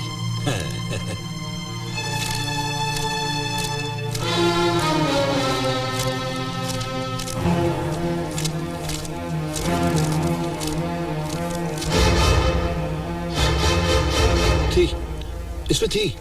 अच्छी कोशिश थी। Now get out. Get out! अब समझ में आया कि वो हमें काशी क्यों भेज रहा था। हम लोग जब तक वहाँ से वापस आते ये सब तोड़ फोड़ के रख देता। उसने सोचा होगा बुड्ढे हैं सब, चले जाएंगे चुपचाप। उसको क्या पता किससे पाला पड़ा है उसका। अब लोग पुलिस में कंप्लेंट करके उसको लॉकअप में डालेगा। मोर्चा लेकर जाएंगे घर पर, फिर पता चलेगा। हाँ, अपनी नेहा के अखबार में रोज खबर छपवाएंगे, पूरे देश को हिला के रख देंगे। अखबार से कुछ नहीं होगा, उसको तो ऐसा हल्ला मचाएंगे कि अरोरा क्या सरकार भी हिल जाएगी। ये तो शुरुआत है। अरे प्रेस को बुलाएंगे, टीवी वालों को बुलाएंगे, वर्ल्ड कवरेज करेंगे और अरोरा के मुंह पे ना असली विल मारेंगे। और देखना मुंह छुपाता फिरेगा हथकड़ी पहनकर। क्यों जी? हम तो वर्ल्ड फेमस हो जाएंगे। मैं कहूँगा अपने पोते से, देख तेरा दादा शाहरुख खान से भी बड़ा हीरो है। कब बोलोगे? हाँ, पोते को यहाँ बुला के लाओगे क्या? अरे पिछले 4 साल में आपके घर से आपके लिए किसी ने पूछा भी है? केशव, सॉरी।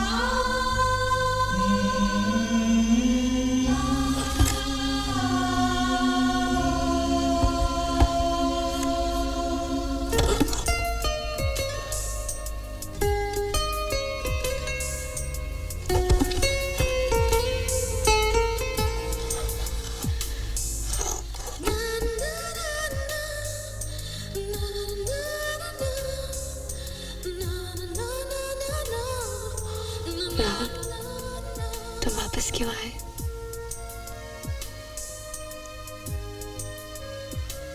झूठ बोल रहा मगर ये सच है।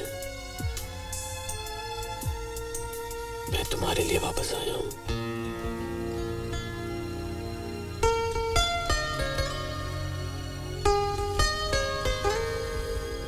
पंडित साहब की असली वसीयत के मुताबिक आशियाना वृद्ध आश्रम आशियाना ट्रस्ट की जागीर है। सक्सेना ने असली वसीयतनामा तो कहीं गायब कर दिया है और नकली कागजात बनाकर वो जगह आपको बेच दी है। हम आपको ये बताने आए हैं कि आप वो जगह तोड़ नहीं सकते। देखो मिस्टर, अगर ऐसा था तो आपको पुलिस स्टेशन जाना था, ये अदालत के दरवाजे खटखटाने थे। अब मेरे कान खा के आपको क्या मिलेगा?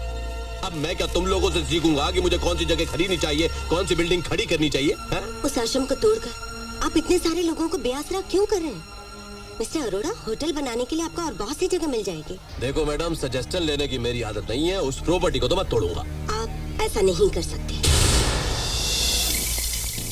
कौन रोकेगा मुझे? कौन? मैं।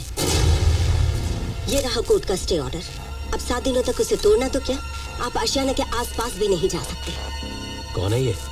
एडवोकेट नंदिनी खन्ना। प्रैक्टिस इसलिए छोड़ रखी थी क्योंकि लड़ने लायक कोई मुकदमा ही नहीं मिला था। अब मिल गया है। हमने कोर्ट में यह मुकदमा दायर किया है कि सक्सेना की पेश की हुई वसीयत झूठी थी। अब झूठ और सच का फैसला होने में 7 दिन भी लग सकते हैं या 60 साल भी। Be prepared for that. चलिए।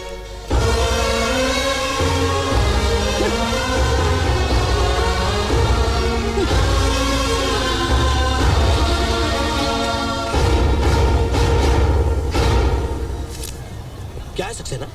तुमने तो कहा था प्रॉपर्टी साफ है, फिर ये वकील ये स्टे ऑर्डर कहाँ से आया? आप क्यों फिक्र करते हो अरोरा साहब? ये लोग विल की बात कर रहे हैं ना। असली विल तो मैंने अपने हाथों से जला दी थी और पंडित के दस्तखत किए हुए कागजात पर मैंने ये नई विल बनाई है। दुनिया की कोई भी ताकत इसे झूठ साबित नहीं कर सकती। लेकिन स्टे ऑर्डर का क्या होगा? स्टे ऑर्डर है, फैसला तो नहीं। 7 दिन के बाद उनको असली विल प्रोड्यूस करनी पड़ेगी कोर्ट में, जो उनके पास है नहीं। तो केस अपने आप डिसमिस हो जाएगा। चिंता उनको करने की जरूरत है, हमें नहीं। Thank you Mrs Khanna, thank you very much. अभी कोई फैसला नहीं हुआ। कोर्ट ने हमें सिर्फ 7 दिन दिए हैं असली वसीयत ढूंढने के लिए। अगर वो हमें नहीं मिली तो हम कुछ नहीं कर पाएंगे। मिल जाएगी। हमारे भुलक्कड़ ने कहीं इधर उधर रख दी होगी। अब हम वापस आ गए हैं ना, उसे जरूर याद आ जाएगा। फिर सीधे कोर्ट में। अच्छा नमस्ते जी, thank you very much. Thanks for coming मां। 1 मिनट।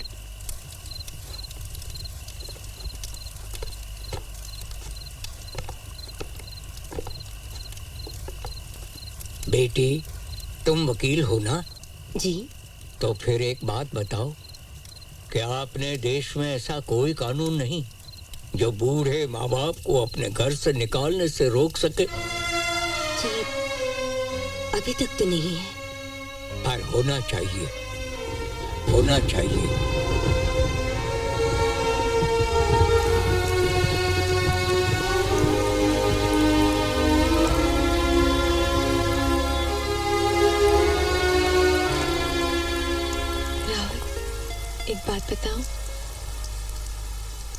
तुम एक बहुत अच्छे इंसान हो।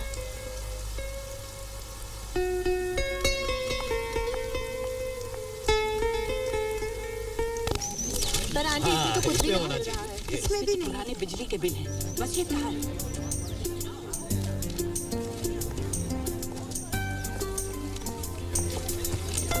ये भी देखो। ऐसा रख तो देख लूँ।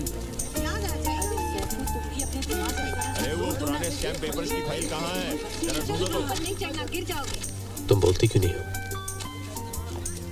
क्या? That you like me. क्या बकवास कर रहे हो? मैं क्यों तुमसे प्यार करूं?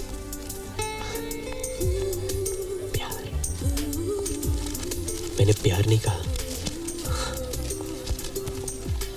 I said like. और जब तुमने पूछ ही लिया तो मैं बता देता हूँ कि मैं एक अच्छा लड़का हूँ, तुम्हारी बात सुनता हूँ, तुम्हें जो अच्छा लगता है वो करता हूँ, इन सब की मदद करने के लिए वापस भी आ गया। I mean, I'm a nice guy. और उसके ऊपर मेरी शक्ल भी बुरी नहीं है। Really? पहले जाकर ना आईने में अपनी शक्ल देख लो। जो लड़की तुमसे प्यार करेगी ना, उसका तो दिमाग चेक करना पड़ेगा। एक्चुअली ना, तुम मुझसे प्यार करते हो। मैं? तुमसे? ओके। हाँ, क्योंकि ये बात तुम्हारे दिल में पहले आई, और इसलिए आई क्योंकि तुम मुझसे प्यार करते हो और मेरे मुंह से सुनना चाहते हो। बिल्कुल नहीं। नेहा, वो नीली फाइल देना तो। हाँ?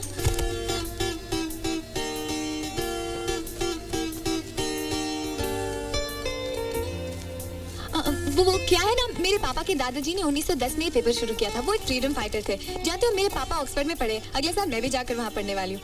अब तो हमारा खुद का प्रेस है, तो जाहिर है मुझे ही संभालना पड़ेगा। सुनो,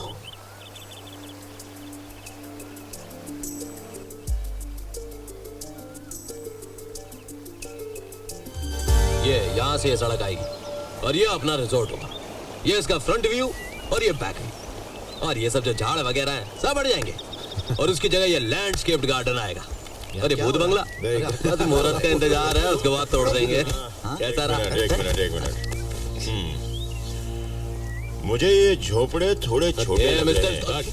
अरे इन्हें जरा बड़ा करना चाहिए। क्यों सुबू? 100% करेक्ट। ये और ये लंबी चाल तो एकदम बकवास है। अरे सुबू भाई, ये चाल नहीं, 5 स्टार होटल के कमरे हैं। हटो देखने दो। तुम्हें पसंद नहीं आ रहे? नहीं, नहीं। फेंक दिया। क्या कर रहे हो? क्या कर रहे हो तुम लोग? और वो 5 स्टार होटल में हेल्थ क्लब जो होता है वो काफी ही होगा। देखो देखो। अरे क्या मजाक है? अरे ये करता ही नहीं है। अरे मत छोड़ो इसको। डोंट। यहाँ पे ये पानी की बावड़ी यहाँ क्या कर रही है? बावड़ी नहीं है दीदी, ये स्विमिंग पूल है। इसमें लोग तैरने के लिए आते हैं। अरे बाबा, यहाँ साल के 12 महीने ठंड रहती है। इसमें कौन नहाएगा? बेकार में जगह लेगा। चलो हटाओ इसे। क्या कर रही हैं आप? इस होटल का मुंह इस तरफ क्यों है? वास्तु शास्त्र के हिसाब से इसका मुंह पश्चिम की ओर होना चाहिए। नहीं, ये सही। क्या कर रहे हैं आप लोग? ये छपरा क्या है? तबेला है क्या? तबेला नहीं, ये तो अरे गड्डिया है। ये तो गराज है, गराज। ये गलत जगह बना है। अगर होटल का मुंह उस तरफ है तो ये भी उसी तरफ होना चाहिए। सही है।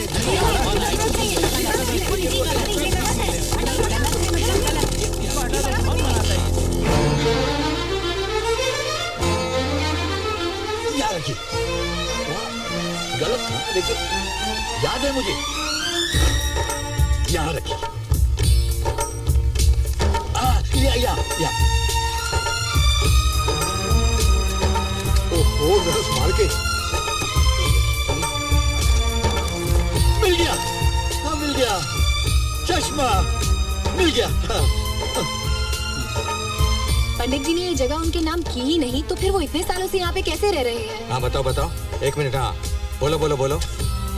बेटा कुछ भी करो, वो विल मिलना बहुत जरूरी है, वरना हम लोग कुछ भी नहीं कर सकते।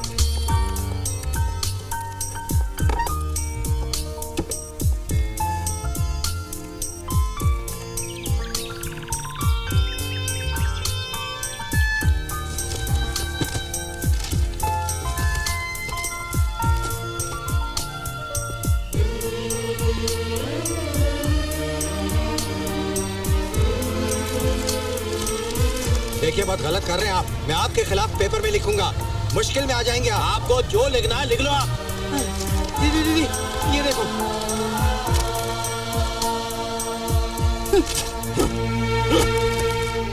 We are all ashamed of you, Saifuddin. तुम बहुत गैर जिम्मेदार आदमी हो। पंडित जी ने तुम्हें बिल दिया था, याद है ना?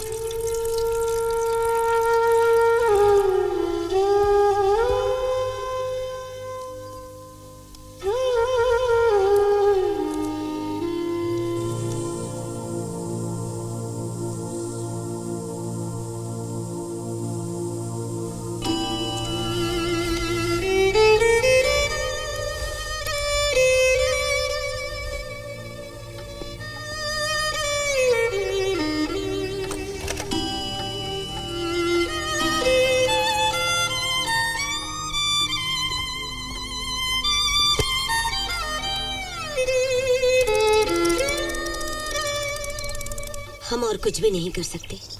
कोर्ट की मुद्दत खत्म होने में सिर्फ 24 घंटे बाकी है।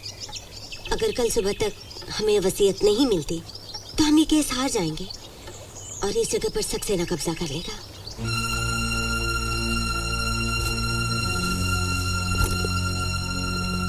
I'm sorry।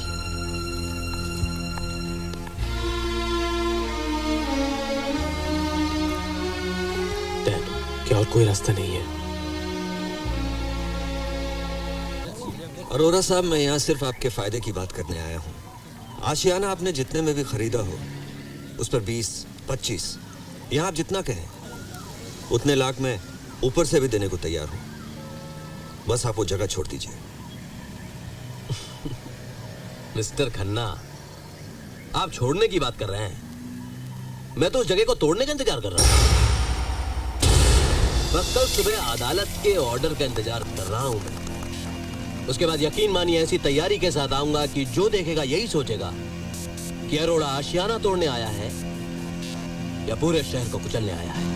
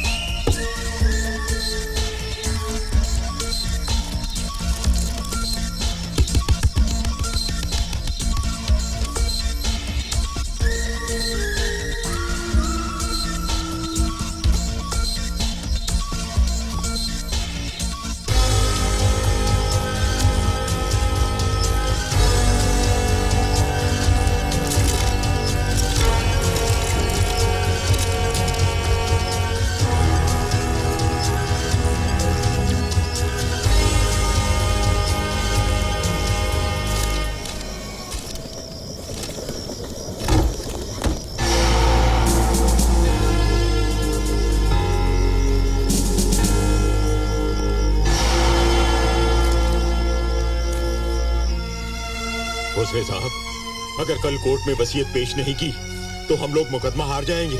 गलत तरीके से जीतने से तो अच्छा है कि हार जाएं। भोसले साहब, हमें ये वसीयत दे दीजिए, हम पर आपका बहुत बड़ा एहसान होगा। नकली वसीयत बनाने के जुर्म में आपको गिरफ्तार न करके वैसे ही मैं आप पर एहसान कर रहा हूँ। आप लोग जाइए यहाँ से।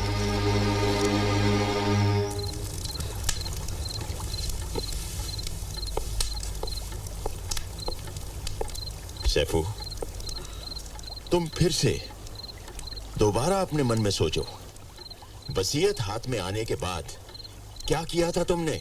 आपने ये वसीयत किसी को रखने के लिए तो नहीं दी थी? मैं ऐसी बेवकूफी क्यों करूंगा? किसको देता इतने इंपॉर्टेंट कागज? मिल चुकी अब ये वसीयत हमें। अब ये वसीयत हमें कभी नहीं मिलेगी। कल 7 दिन खत्म हो जाएंगे, जीत जाएगा वो सक्सेना। अरे इस आदमी को क्या जरूरत थी विल छुपा के रखने की? और अगर छुपा के रखनी थी हम में से किसी को बताता कहाँ है, नहीं तो टांग देता फ्रेम करके इधर उधर कहीं, कम से कम नजर के सामने तो रहती। फ्रेम करके टांगते तो विक्रम उसे कभी का गायब कर देता। कम से कम इस वक्त तो कहीं ना कहीं सुरक्षित तो है। मालूम है सुरक्षित है। अगर सैफुद्दीन को याद ना आया तो क्या करेंगे हम? हार जाएंगे, ये जगह हाथ से निकल जाएगी, फिर से बेघर हो जाएंगे हम। सब कुछ कितना आसान था, कोर्ट में वसीयत दिखाते सक्सेना हार जाता। आप लोगों को लगता है कि मैं जानबूझकर बोल रहा हूँ? बहुत मजा आ रहा है ना मुझे। आप लोगों को तो ये भी लगता होगा कि मैं सक्सेना के साथ मिल गया हूँ, और कल कोर्ट में जब हम केस हार जाएंगे मैं उसके साथ में खुशियां मनाऊंगा। सैफुद्दीन, नाटक मत करो, सब परेशान हैं और ऐसे हालात में हमारा हक है कि हम तुमसे सवाल करें। अरे मैं भी बहुत तंग आ चुका हूँ आपके सवालों से।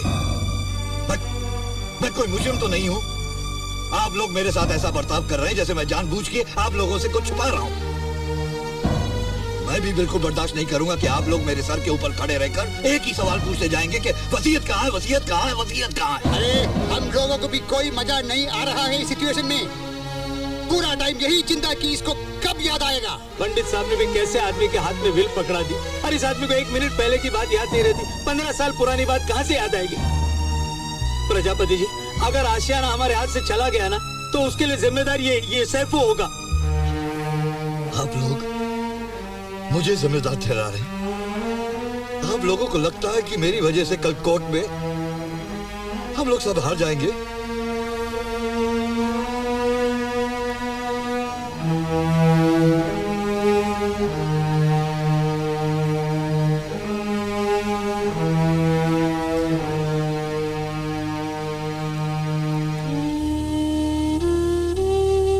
प्रजापति साहब, आपको भी लगता?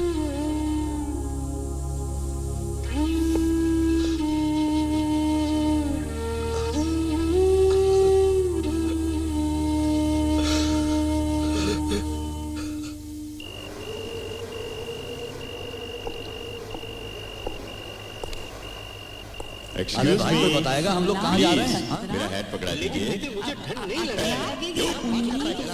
लगेज अंदर रखेगा तो सब लोग सामान पे बैठ के जाएगा क्या? Happy birthday to you, happy birthday.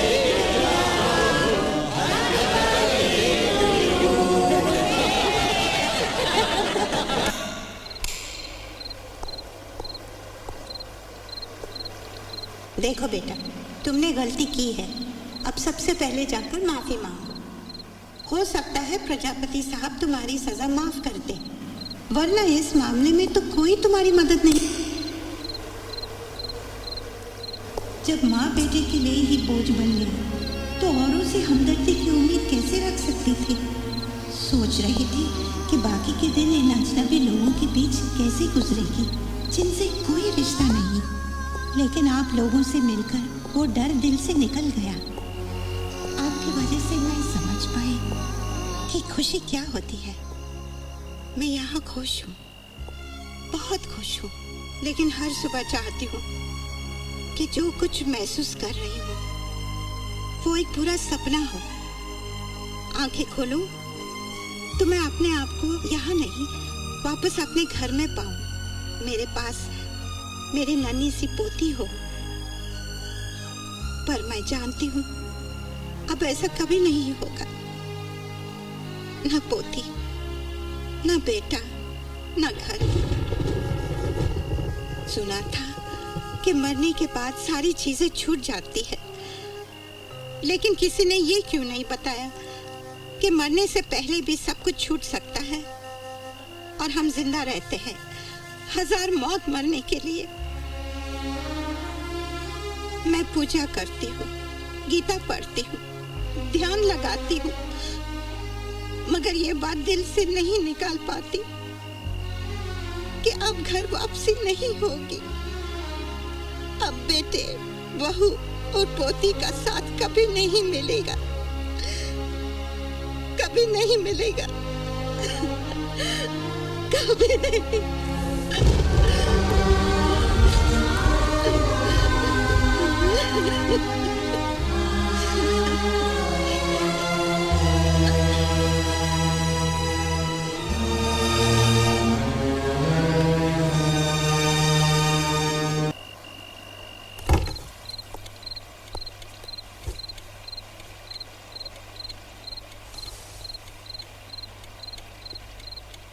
कितना अच्छा होता अगर सब अपने घर लौट जाएं।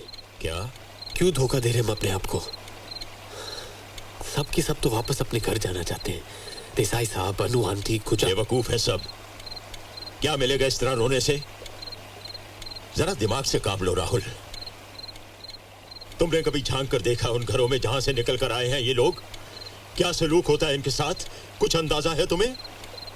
वो नौशेरवाड़िया क्यों जाएगा अपने घर? उसके बेटे ने एक दिन उसे इतना मारा कि उसके कान का पर्दा फट गया, सिर्फ इसलिए कि वो अपना घर बेटे के नाम करने के लिए तैयार नहीं था। वो छोड़ो, तुमने आज तक किसी के बेटे को यहाँ आते देखा है अपने माँ बाप से मिलने? तो फिर क्यों घर जाना चाहते सब लोग? क्यों खुश नहीं कोई यहाँ? क्योंकि वो माँ बाप है, भूल नहीं सकते अपने बेटों को। मान नहीं रहे हैं कि अब उनके बेटे और बहू को उनकी कोई जरूरत नहीं है। भूल गए हैं कि वो घर से निकाले गए हैं। तो क्या सारी जिंदगी ऐसे ही रहेंगे? हाँ, अब सारी जिंदगी ऐसे ही रहेंगे हम। खुश हैं अपनी मर्जी की जिंदगी जीकर, नहीं जाएंगे अपने घर, मर जाएंगे, लेकिन उन घरों में वापस नहीं जाएंगे जहां से हमें धक्के मारकर निकाला गया है।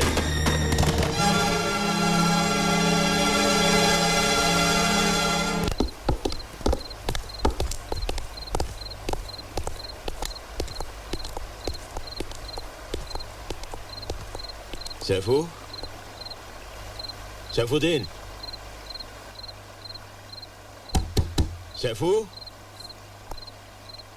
सैफुद्दीन, दरवाजा खोलो। सैफुद्दीन, दरवाजा खोलो। क्या हुआ प्रजापति जी?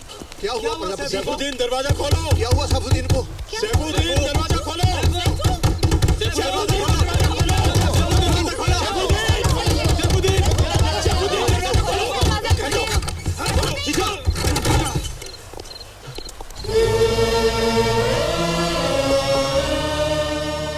मुझे मर जाने दीजिए, मैं मर जाना चाहता हूँ। मेरी वजह से आप लोगों का ये आशाना छिल रहा है। मैं गुनहगार हूँ आप लोगों का। मैं मर जाना चाहता हूँ, मैं मर जाना चाहता हूँ। सैफुद्दीन,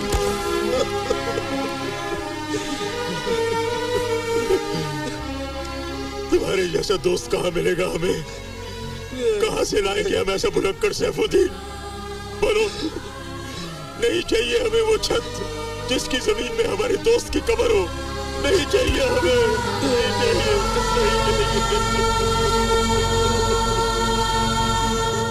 7 दिनों की मोहलत के बावजूद आशियाना के रहवासी इस बात का कोई सबूत पेश नहीं कर सके कि मिस्टर विक्रम सक्सेना की पेश की हुई वसीयत झूठी है। लिहाजा इसी वसीयत को सच मानते हुए अदालत आशियाना के तमाम लोगों की अपील खारिज करती है और उन्हें वहां से निकल जाने का हुक्म सुनाती है। साथ ही विक्रम सक्सेना को यह अधिकार देती है कि वो बैंक का कर्ज अदा करने के लिए जो चाहे कदम उठा सकते हैं। योर ऑनर, इस केस के हालात को नजर में रखते हुए मेरे क्लाइंट अदालत से एक ही दरख्वास्त करते हैं कि आश्रम तोड़ने की पूरी कार्यवाही पुलिस और जज साहब की निगरानी में हो। Permission granted.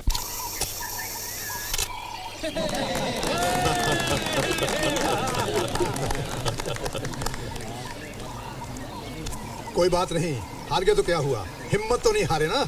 मैं कहती हूँ जो हुआ अच्छे के लिए ही हुआ। अलग अलग जगह जाएंगे और हर नई जगह को आशियाना जैसा बनाएंगे हम। करेक्ट। जगह गए तो क्या हो गया है? अपना स्पिरिट तो नहीं गया ना। हाँ, ठीक कहा आपने। चलो चित्रा, सामान रखना शुरू करें।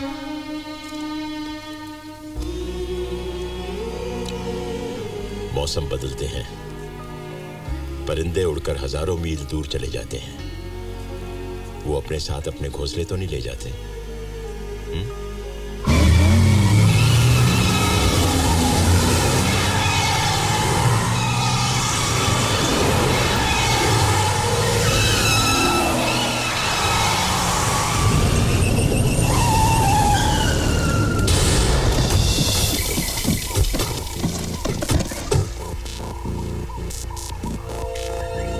हरियाणा के रहने वालों की चेतावनी दी जाती है कि आधे घंटे के अंदर वो अपना सारा सामान लेकर बिल्डिंग से बाहर आ जाए। आधे घंटे के बाद ये बिल्डिंग गिरा दी जाएगी। चलिए देसाई साहब, आपका सामान आ गया है। मैं बहुत थक गया हूँ, बैठने दो मुझे। उठो, बस में आराम कर लेना। मुझे कहीं नहीं जाना, तुम लोग जाओ। चलिए ना देसाई साहब, अब तो हमें जाना ही होगा। आप जाइए ना, मैं कहाँ रोक रहा हूँ। क्या बचपना है, उठिए वरना वो लोग कुचल देंगे। कुचलने दो, कम से कम इस लाश को दफन करने के लिए जगह तो नहीं ढूंढने पड़ेगी। क्या बेसर पैर की बातें कर रहे हो? चलो उठो। मैंने एक बार कह दिया ना, मैं यहाँ से कहीं नहीं जाऊंगा, मतलब कहीं नहीं जाऊंगा। ये क्या नाटक हो रहा है? ये नाटक देखने के लिए आए हैं हम लोग यहाँ पर? अरे हमारे पास कोर्ट का ऑर्डर है, ये लोग सामान बाहर कब निकालेंगे? रिलैक्स। अरे सामान बाहर निकालो। Mister Bhosle. Sir, excuse me. इज्जत का कोई फायदा नहीं है। आप क्यों अपनी जान के दुश्मन बने हैं? मैं कहाँ जान का दुश्मन बना हूँ?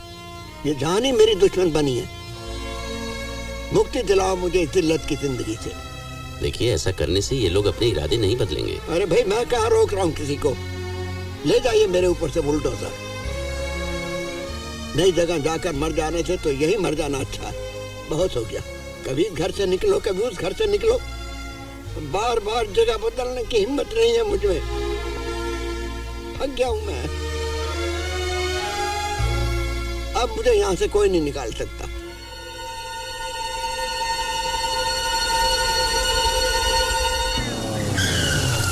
तो उसमें मैं क्या करूं? आज तक उन्होंने वही किया है जो उन्होंने चाहा।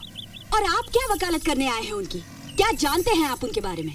उनके लिए मैंने अपनी नौकरी तक छोड़ दी। और माफ कीजिए, हमने उन्हें घर से नहीं निकाला, वो खुद गए अपनी मर्जी से। जी हाँ, शी इज राइट। और आप लोगों के लिए सब कुछ बहुत आसान हो गया। क्या कह रहे हैं आप?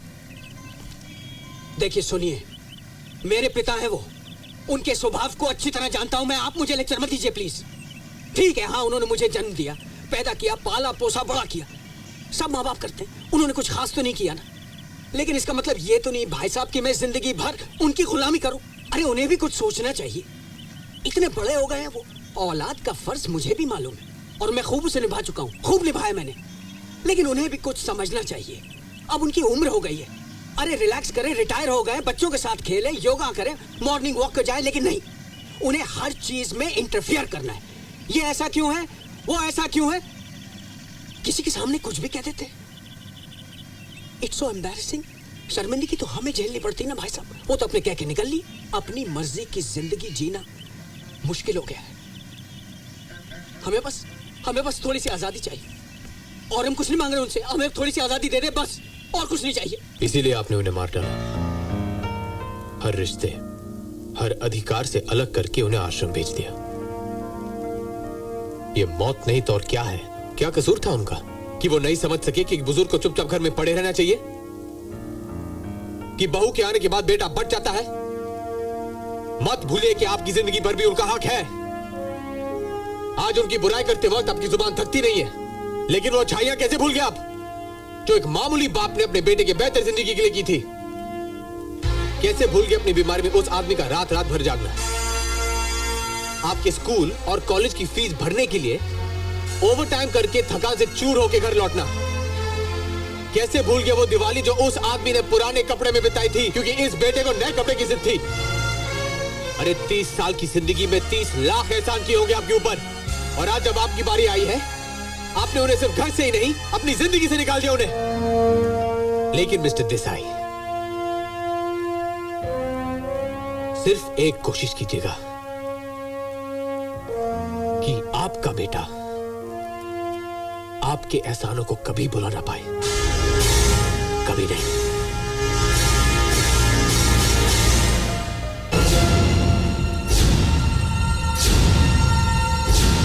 बाबूजी,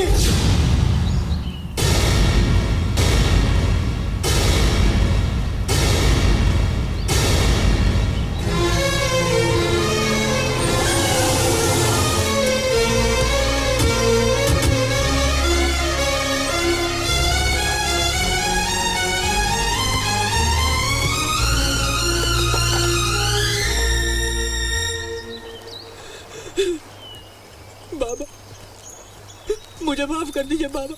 जल्दी आ गया बेटा, मैं अभी मरा नहीं। बाबा, भगवान के लिए ऐसी बातें मत कीजिए। मैं बातें भी ना करूं और तुम लोग जो जी में आए वो करो। बाबा, मैं अपनी हर गलती की माफी मांगने आया हूँ बाबा। ये पछतावा सिर्फ 4 दिन का है, उसके बाद शायद फिर वही। जाओ, तुम दोनों अपने घर लौट जाओ। नहीं बाबा, नहीं बाबा, मैं आपकी नाराजगी लेकर जी नहीं सकता बाबा। मैं तुमसे कभी नाराज नहीं रहा, हमेशा दुआएं ही दी हैं,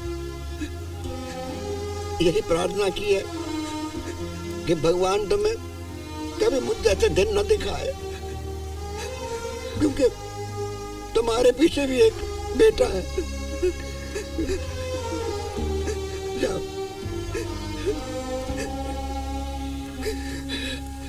आप कितना लकी है देसाई साहब। देखो, आपका लड़का आपको घर वापस ले जाने के लिए आया है। मत बहलाओ मुझे, अब मेरे लिए कोई रास्ता मेरे घर की तरफ नहीं जाता।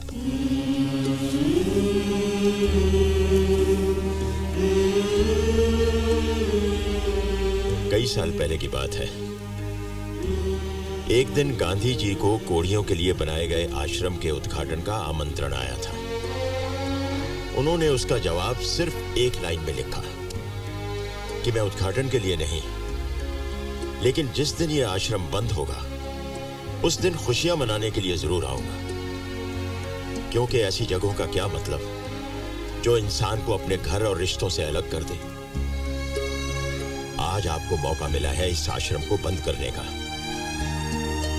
आज इस सपने की शुरुआत हुई है। मायूसी के अंधेरे में उम्मीद की किरण जगमगाई है। इस शुरुआत को नाकाम मत कीजिए, इस दरवाजे को बंद मत कीजिए।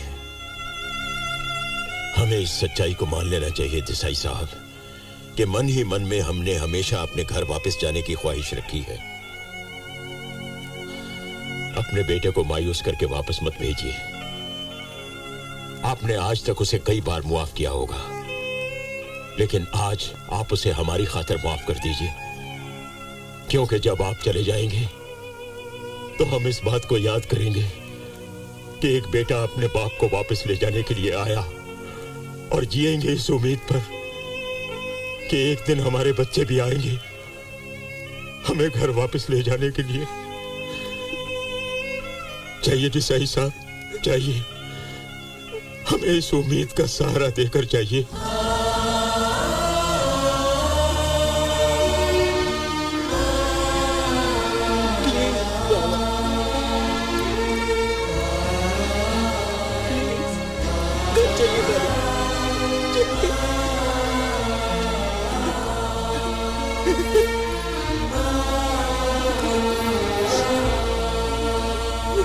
हटाओ गाड़ियां, गाड़ियां हटाओ। Come on, hurry up, come on, hurry up.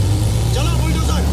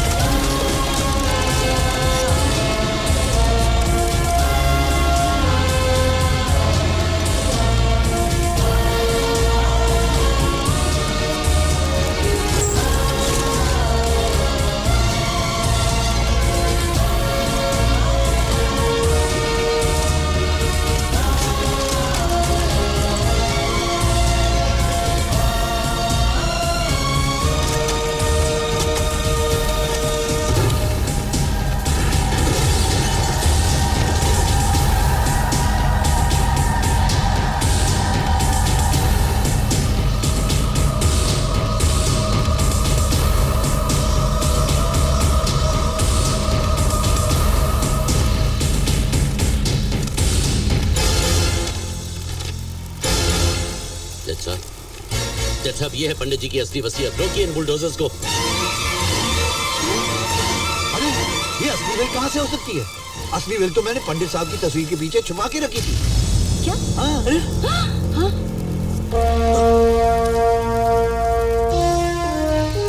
अरे आप लोग मुझे ऐसे क्यों देख रहे हैं? इतनी अहम बात मैं कैसे भूल सकता हूँ? जज साहब, ये लीजिए। देखिए क्या है ये? यही है वो विल, छुपा के रखी थी मैंने।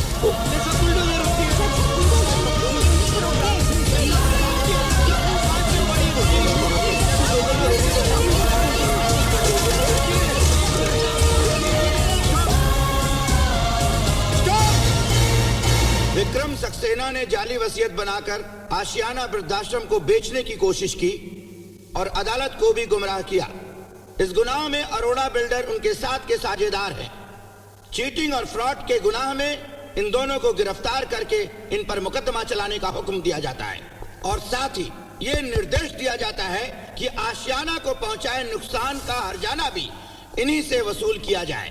असली वसीयत के मुताबिक आशियाना वृद्धाश्रम पंडित ट्रस्ट की जागीर है, जिसे अपने स्वार्थ के लिए न कोई बेच सकता है न उसे तोड़ सकता है। उस जगह पर आशियाना वृद्धाश्रम ही हमेशा रहेगा।